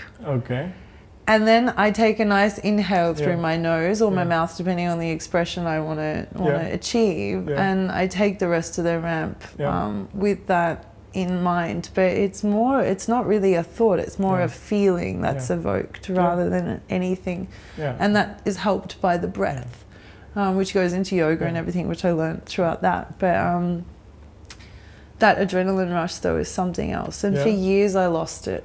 There was about 4 years where I lost that adrenaline rush and I thought I'm done. I don't get that feeling anymore. And I think modeling is over. I've thought so many times that modeling is over. I was like, when I was aged, there's been a few lulls here in India where the economy is with the demonetization. There's certain moments too where you might not, like, sometimes you get overused by all these designers and then you're everywhere. And there was one year that I was on billboards and everything, and it was amazing. I was everywhere. I was on TV, billboards, YouTube, everything. I was I'm sure 8-year-old Alicia would have been oh my god, she was so happy. She was like running around. And actually now that you say that, I was going to say this before, but when I first got to India, and especially when I first started getting into fashion shows, I had obviously met all these people for the first time ever. And you know the first impression when people are like, oh, they're really nice now, but they're going to change. And they're going to become like either a mean person or nasty or whatever.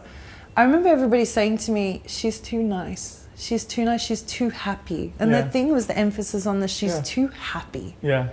And I was like, why? So what, now I'm being made fun of because I'm too happy? Like, because the showgirls they were very nasty actually at the beginning. And especially like a couple of them were really quite nasty. And I felt like everyone was trying to like suss me out, like, and people were being nice to me, and I'm very open and I'm honest, so I like to tell the truth. And they would try to use it against me and even sabotage, like in a way, like tell me the wrong choreography so that I'd get in trouble and stuff like that. But this thing about she's too happy, I was like, is that a bad thing? Why? Like, why are they making fun of me now for being too happy? And I was like, oh, I get it. It's jealousy. It's really like at the bottom of everything. It was like the little, it was like my mum was sitting next to me going, oh, you're right. Like, even if you're doing good, people are not gonna, like, there are people in this world that are gonna hate you. Because they're jealous, or they're gonna hate you because of something else, and that's their own problem. But then there are people that are gonna love you. But we like to focus on the negative. Of course, it's funny because we focus on the negative and forget the positive. Yet we forget the things that cause us pain and we focus on the happiness. It's really funny.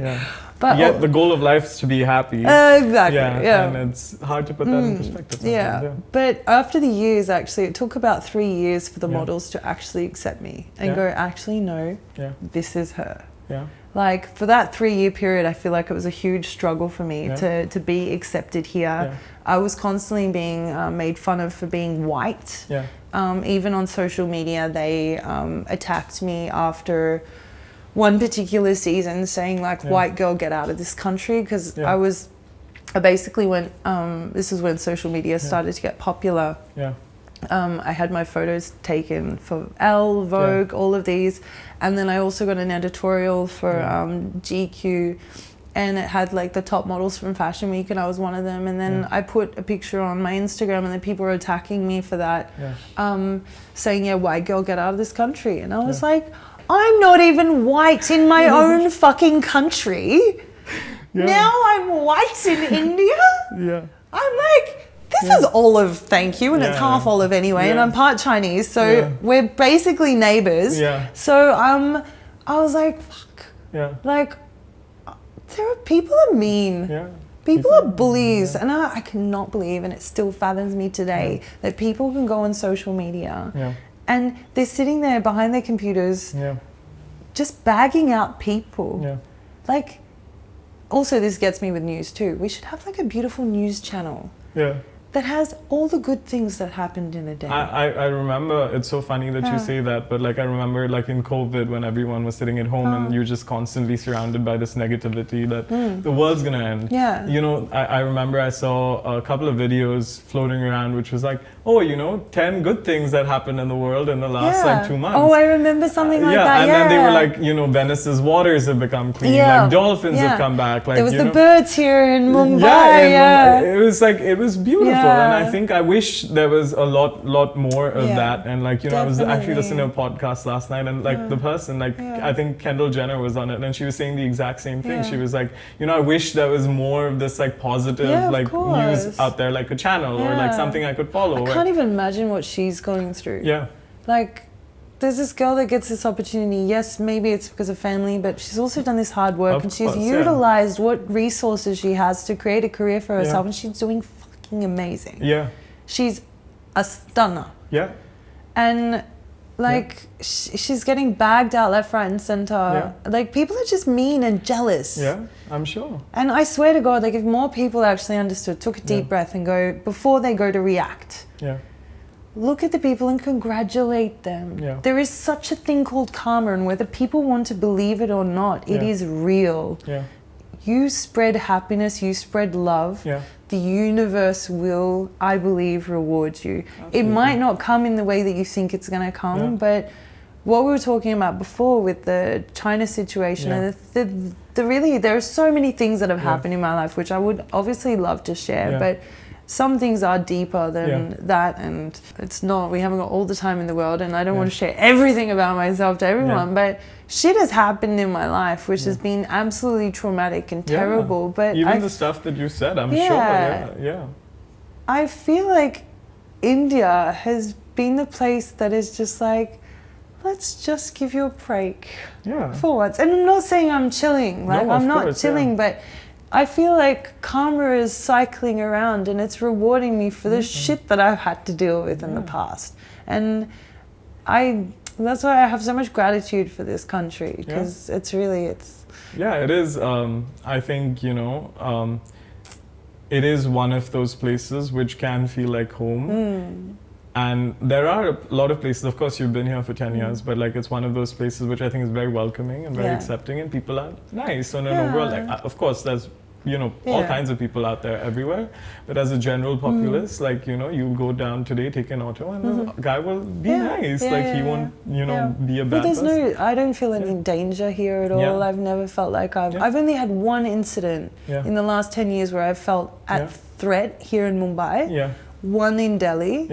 And the one that happened here in Mumbai was very, very recent. It just happened a couple of weeks ago, and I was like, what?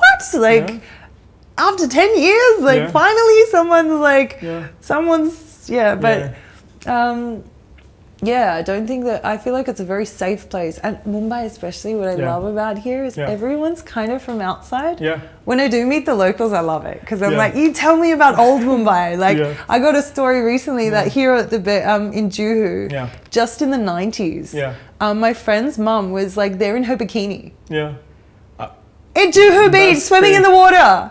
Like, that's the stuff you don't hear about. Imagine, like, we step out of Soho, we go to the beach, and we have a swimming day. Like, it would be so amazing. But it's just not happening now. But the fact that everyone's from everywhere else in the, like, in either India or the world, and they're all coming here to make something of themselves, I feel like I can taste it in the air. There's like, a hustle, there's an electricity. Exactly, everyone wants to do well. Like, everyone's hustling. In whatever way they are hustling. Most of them want to become Shah Rukh Khan. Speaking of Shah Rukh Khan, that's, you know, got an interesting question to my mind. In your 10 years that you've been in India, and you know, you've done all the shoots, you've worked with some of the biggest brands, you've walked for some of the biggest designers in the country. And, you know, I'm sure you've met everyone, like, you've met a lot of people. Has there ever been a moment where you've been like starstruck, and could you describe that to me?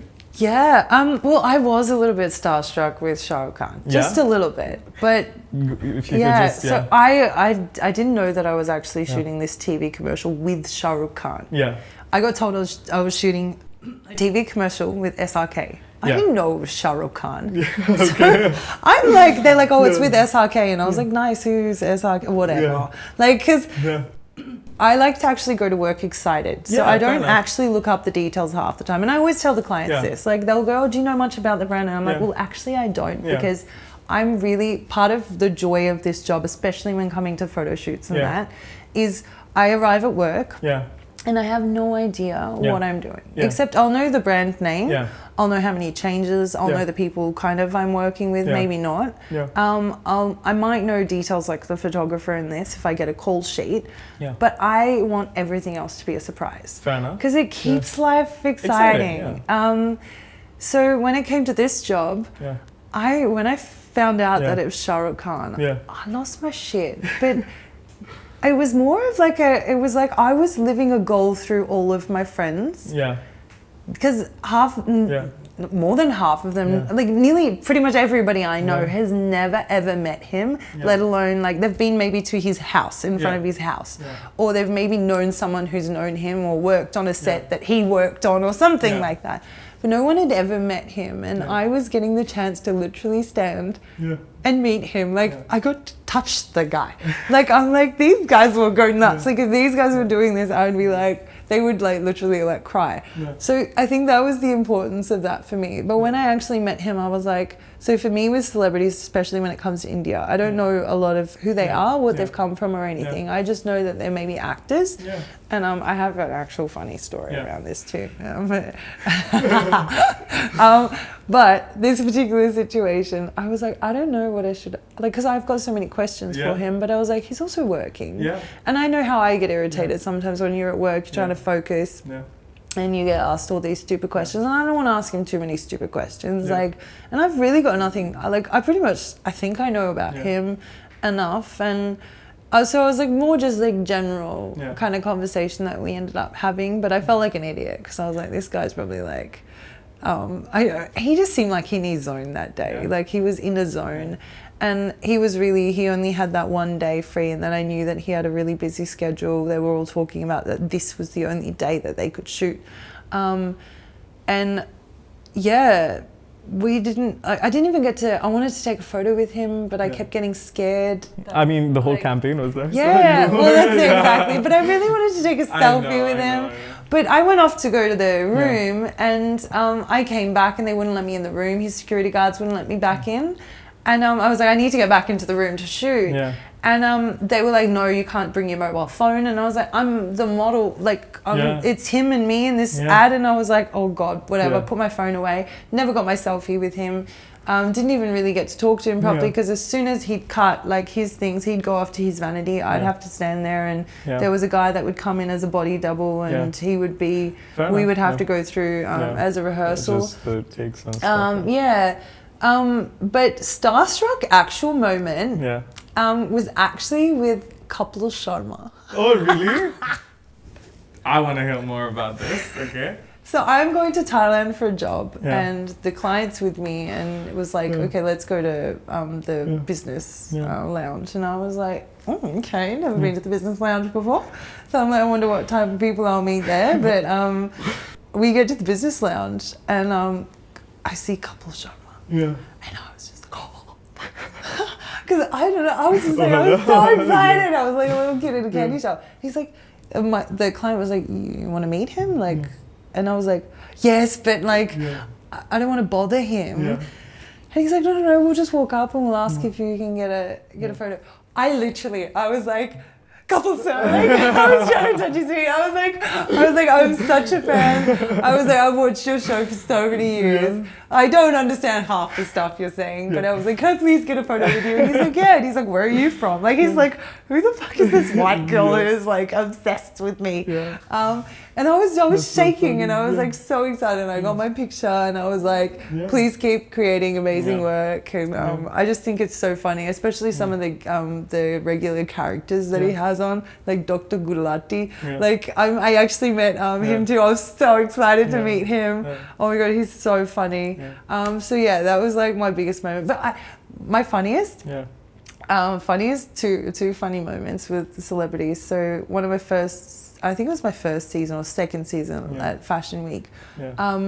I was doing the finale show, and I had to be on rollerblades. And I always get the craziest shit when it comes to the shows. They're like, I hope you knew how to skate. I did. Yeah, that's why I was doing it. No one knew how to skate except for me. So they gave me the skates.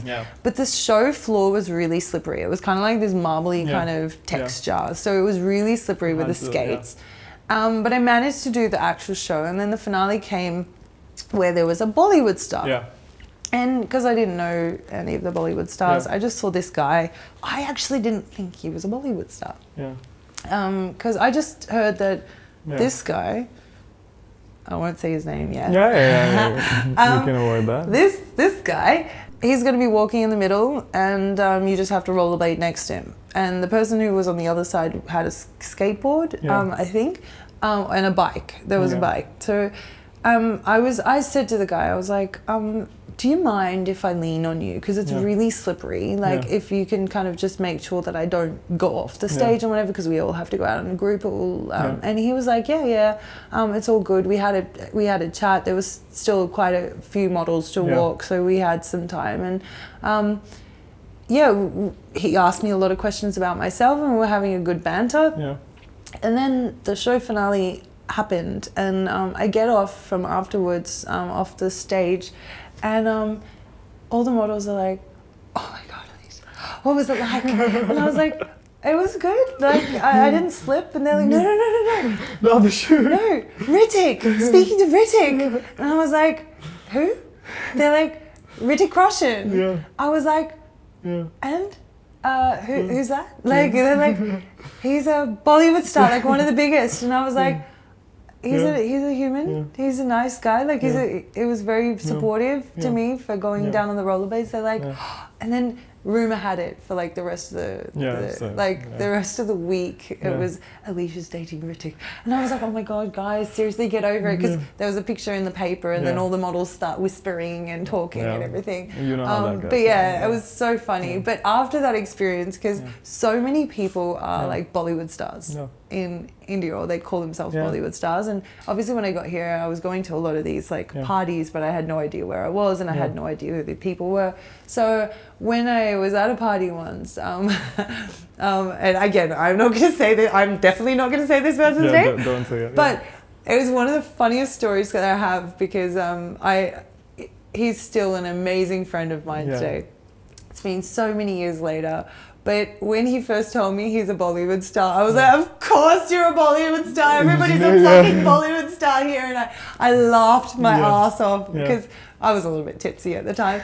But it's so funny, because like when I actually, I found out who he was, and my friends were like, he's your friend? Like, and I was like, yeah, he is, but I don't see him, like, to this day, actually, I haven't watched any of his stuff. Like, I refuse to, because... Fair enough. I mean, when you know the person, I guess. Exactly, it's like I see him as a human. I don't see him as anything. A celebrity, But I like that, and I like that about, like, when I meet a Bollywood star, that I see them as a human, and I don't see them as some godly idol that people make feel really awkward and stuff. And I honestly feel like in certain situations, I mean, I'm like you, I don't know anything about anything. Like, you know, I've just not kept in touch, I guess, with a lot of things. I do get the occasional like reel on Instagram, but like it's mostly food and puppies for me. It's like, I think it's better sometimes not knowing, because you actually are a human being. Exactly, I think when people idolize humans too much, and hence, I don't know about yourself, but like people always go, who's your idol? Who's your icon? Who's your... And I'm like, I'm inspired off a lot of people, and I'm more inspired off the people living on the streets than I am these big stars going, like, if they can hustle, I'm... Like, that keeps me alive here, actually, in India. One of the biggest things that keeps me alive is the inspiration from the actual really hard-working class here, and the people living on the streets. And even if seeing them smile brings so much light to my life, because I'm like, if they can smile, I've got nothing to fucking complain about. Like, nothing at all.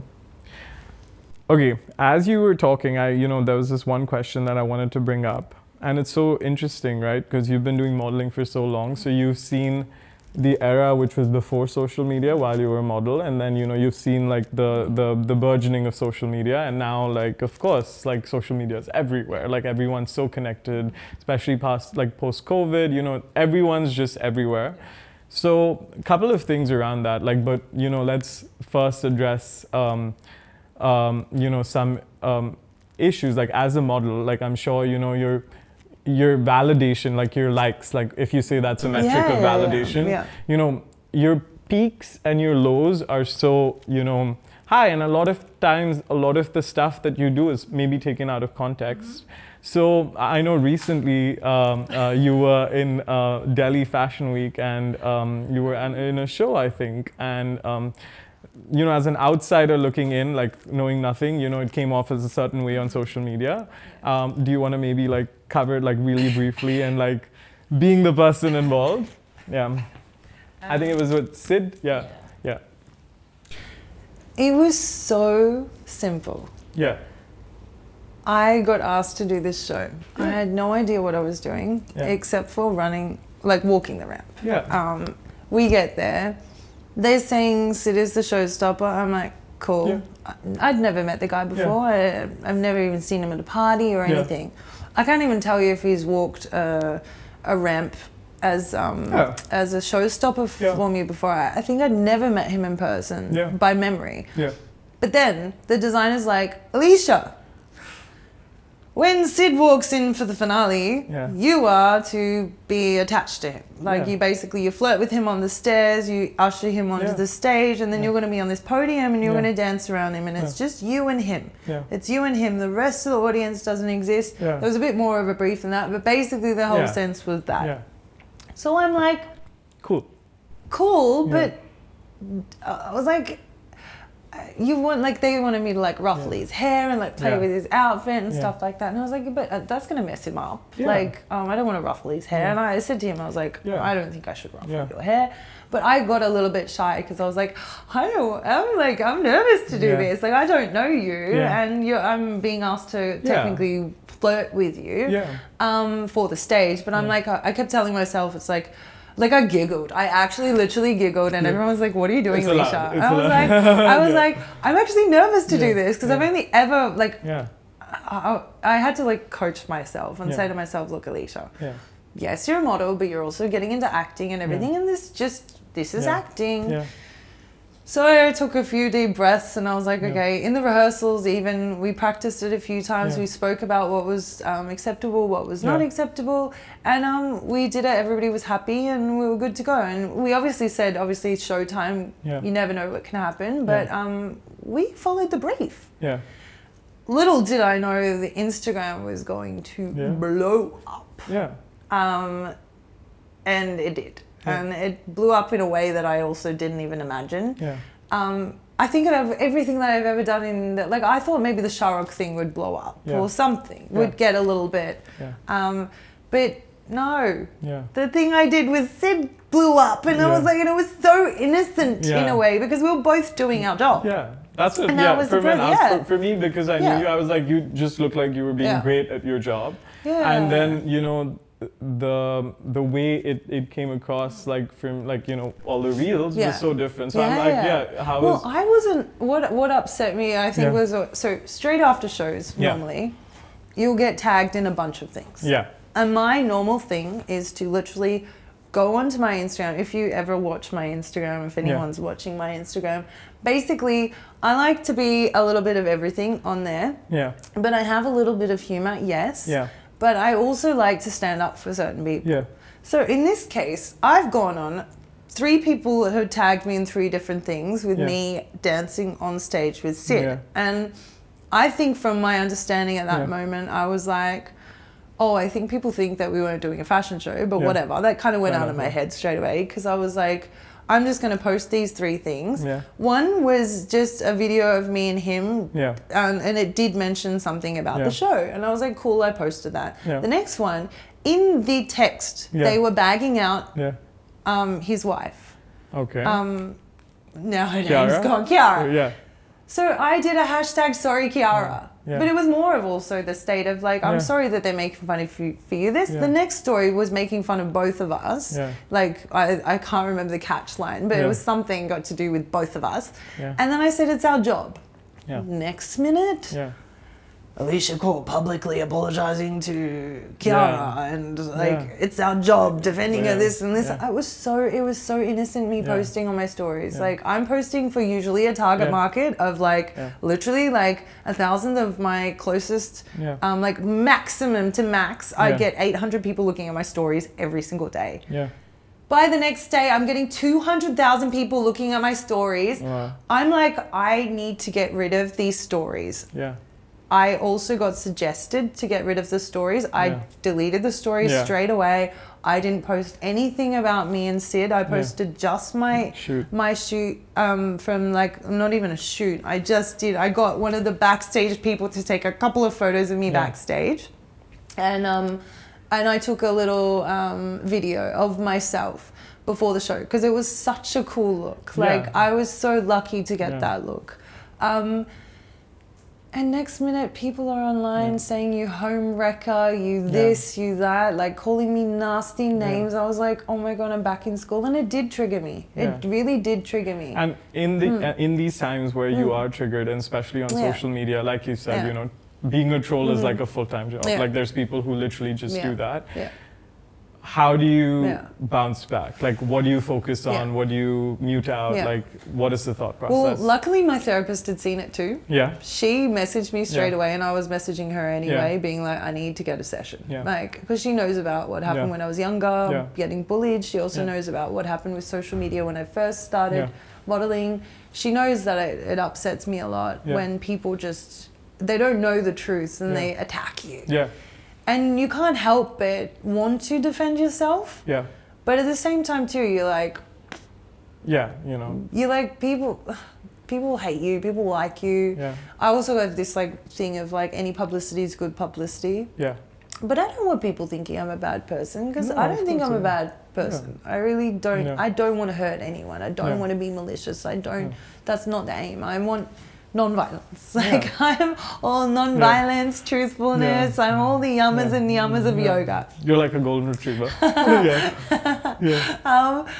But yeah, so I went to therapy straight away. We had a talk about it. She just said, like, try to stay off social media, try to stay away from it. Don't read the negative comments. If you want to, delete them. Yeah. But what I found too is this. So, and she said, focus on the positive ones, because I did. I was like, you know what? Yeah.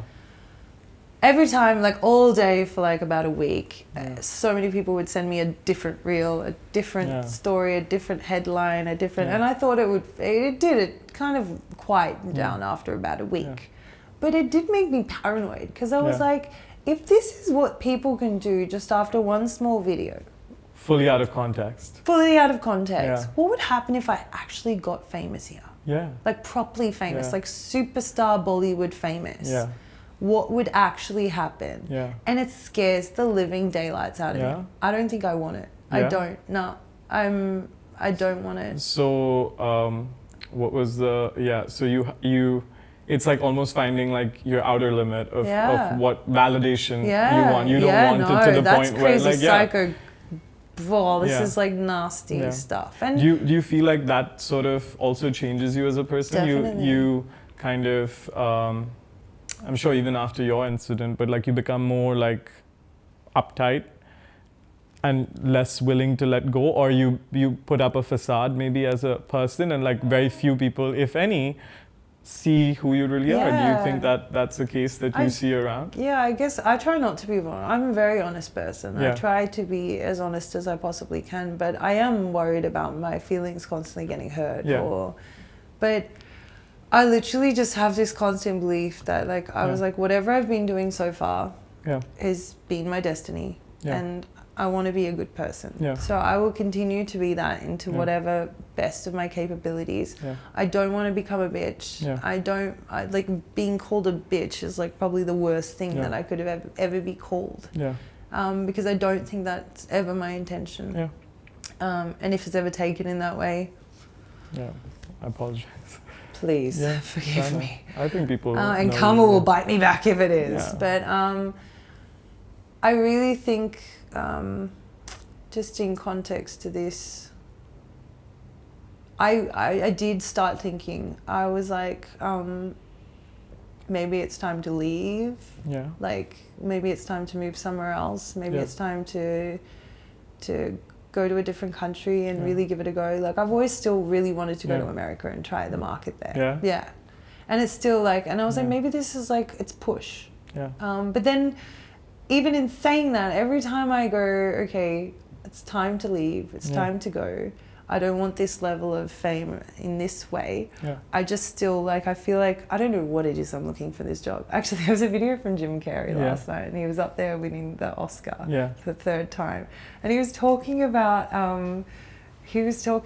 how like, if he doesn't get the third one, he was obviously joking. Have you seen this one? Yeah. If he doesn't get the third one, then his life won't be complete, and but he'll still need validation for the I don't know, it was so funny, but I was like, what actually do I need to seek that? Like, when is enough enough? Yeah. When is enough money enough? When is enough fame enough? Yeah. I was like, I definitely don't want this point in life where, like, it would be cool to have security guards. Yeah. It would be cool. Yeah. But it wouldn't be cool to not even be able to go to a grocery shop or even down the street. And I really do feel for the Bollywood stars here that just can't actually just enjoy and go out and have fun. Yeah. You can't have like one bad day. No, It's exactly. everywhere else. Yeah, and everyone's like watching you, and everyone's expecting so much from you. And I kind of like my freedom. I like the fact that, like, people stare at me here. Yeah. Don't get me wrong. Like, I go to the airport and people are Yeah. like tongues out sometimes. Like, that's why I think I definitely need to cover myself up. Yeah. Just so, like, sometimes I have my big jacket. Yeah. I'll put that Yeah, on. your I'll put hoodie. my sunglasses on and everything, and they'll still stare because they're Yeah. like, "Is that someone important? Yeah, Is that someone?" because of the because she's wearing sunglasses. If I don't wear the sunglasses, ooh, that's a pretty foreigner. Yeah. Like, it's like everyone. But I don't want to be at the point where I can't go down to like Bandra and go for a nice walk, and I have to do that with security guards and that I don't want that. Yeah. It's not nice. Fair enough. Yeah. Would you say? Sorry, but in go saying ahead. that, with the America thing, as soon as I was like, okay, I think I should start planning America. Like, I want to go there. I want to meet agencies. I want to try to hook that up. India strikes back. Like, it's like, you're not going anywhere. Yeah. We're going to book you out for the Yeah. rest of the month, and we're going to like give you opportunities on Netflix and this and that. And they're like, we want you. And I'm like, I want that too. I do. I want it, but the woes of being wanted. Yeah, but it's like, why do I want to be wanted? What is it? What is it I want? I still don't know. Who are you still satisfying? Yeah, what am I? Yeah. Yeah. Fair enough. Yeah. Do you think? Let's talk about like some finances. From when you started in India to now, like, after, first of all, I want to know what's the difference, and I have no idea about this. What's the difference between a model and a supermodel? Okay, the difference are we are both still broke. No, I'm joking. The difference between a model and a supermodel, I would have to say, is just when you're a model, you'll probably have to go to castings a lot. You'll probably have to wait around a lot. You'll have to do a lot of self-tests. You'll have to meet a lot of people. And you might book a job maybe once every week or a couple of weeks, maybe even once a month. Yeah. And you will have to probably look at some other alternate career to keep supporting you or your parents' money. Compared to a supermodel, which basically I don't audition anymore. They book me for me. I usually don't have to do fittings. I don't have to, unless it's like an acting job. But even for the Shah Rukh Khan one, they literally, they wanted just an introduction video. Hi, my name's Alicia Kaur. Whatever. And then I was booked. I didn't have to do any. They know what I'm capable to do. I've done enough work. I have a big enough portfolio for them to go, she can do the job. And also knowing that even if it's something I haven't done, that they have faith that I can do it. I also think from a model, you might probably be navigating your way through things, trying to figure out who you are. Whereas a supermodel, I have a lot of the younger community in India messaging me on a constant basis. What do you do? How do you do? Like, they'll say like, I'm inspired by you. I wouldn't even need to even have a conversation with them. What I'm putting up on my stories is inspiring them enough, which is beautiful. Like, of course, I also think just from a model, you might self-doubt and all of this stuff to maybe this degree. As a supermodel, you do it to this degree. Fair enough. I mean, of course. But I'm still self-doubting myself all the time. Like, I am. There isn't really that much difference. The financial side of things, again, you might get paid, let's say, I don't know, when I first got to India, I was getting probably on average about 15,000 to maybe $1.5 lakh. Anywhere ranging. That was like the max that I'd get paid. This is per shoot? Per day? Per shoot, per day, or per show, per day. Now it's like... And runway pays better or campaigns pay better? Campaigns and TV pay better? commercials and everything, Now it's like minimum 1 lakh up. Okay. Shows are actually the most lowest paying Yeah. shows. I won't even tell you the rate of them. I'm just sad about it. But I'm one of the highest paying show models, which is amazing. Yeah. But that's why they use me wherever they can. Like if they have a dance sequence, if they have a performance with Sid Malhotra, if they have something where they need someone to perform, they will be like, Alicia. Like once they literally had a box, which was, I don't know if you can see the size of that table pretty much, but it was a square version of that. Actually it was circles, sorry, my bad. They had a hole which was only the size of to put my head in, and I literally had to look down at my feet and down at my feet only. Everything was blocked off. I had that on top of my head and I had to walk down, turn around and walk back and off stage just from counting my footsteps and also just being able to see what I was doing. So and my hands were in. So if I fell, I was fucked. But like they get me to do stuff like that because I'm like, okay, challenge accepted. Like, so What next? Exactly. Fair enough. What do you feel, going back to when you said that, you know, the younger community messages you and you inspire them in so many ways? I think, you know, in today's day of social media, you know, of course, the distribution's easier, your access to people is easier. But as a model, what part of it is just social media and what part of it you actually have to do in reality? And does that ever translate to some point? Do you, if you get what I'm saying? Or like basically... Now I'm a model, my brain is... No, but basically like on social media, you know, of course you can do the pictures, you can do, you know, you can post constant content, but then how do you translate that from the beginning as just yourself to actually getting to that agency and then actually getting out there as getting campaigns and stuff? Is there like a roadmap or do you, There isn't really. Yeah. I don't think I think this industry is all about sheer luck. Like sheer luck, determination, confidence, and being in the right place at the right time. And having the right relationship with the right person.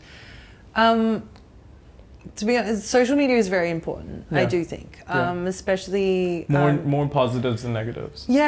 Much more. I think it's like it's a way for people to know who you are. Even though, see, I don't believe everything on Instagram. I wouldn't believe it at all. Like, not everything you see there is real.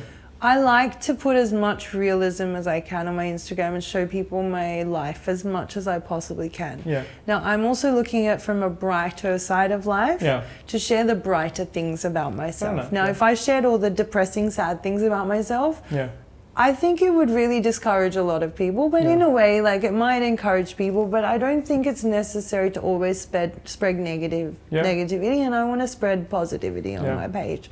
So I've gone it with my Instagram in that way. When it comes to the influence of people though, I really find that it is the best way for me to get my message across is you can start from somewhere else or start from something else and build yourself, like speaking about just depression or speaking about being bullied and speaking about that's actually encouraged other people. Speaking about even just sharing, my polycystic ovarian disease and changing that through diet and lifestyle. That's also helped a lot of people, like encouraging them to work out, or I'm not even encouraging them. I'm putting my workouts out there and that's encouraging them to work out. So in that essence, but it's, the rest of it I think is just sheer luck. Do you think, I think, what are the lifestyle choices that you constantly have to make in this industry? Which, you know, because you are putting yourself out there, there's, you know, a certain way, certain discipline that you have to live your life with. Like, what are some of the things that you mainly focus on? Said workouts. So what do you, what's your workout routine like? What's your food like? I know you're vegan. You mentioned that. So what was the, you know, reasoning behind that maybe? And So for me, my health is like number one. And also age obviously plays a part in this. Modeling is supposed to be a short-lived career. I got told that maximum I'd probably work to was 27. Now I'm 34 and my career is just going better and better. So I'm ahead of where I thought I'd be. I think food is the most important at the top there with sleep, fresh water, Yeah. exercise, and I guess your rehabilitations like Meditation. yeah, meditation. Even if you want to do yoga practice or getting a massage or just giving yourself that time, even going for a swim and your recentering exercises. the stuff that will center you and like bring you back to I guess what do we say, earth. Bring you back to yourself. Or grounded. Yes, that's perfect. For me, food is number one. Because of my polycystic ovarian disease. I became a vegan out of like desperation, actually, because I tried everything. I'd listened to the doctors, I had tried different diets, I had worked really hard for years, from basically 14 to 18, 19, I was working on that really, like, it was like my part-time job. Working on your health. And eventually I figured out vegan, with a vegan lifestyle, I could potentially reverse it, but I needed to go whole food plant-based. So that means no package processed.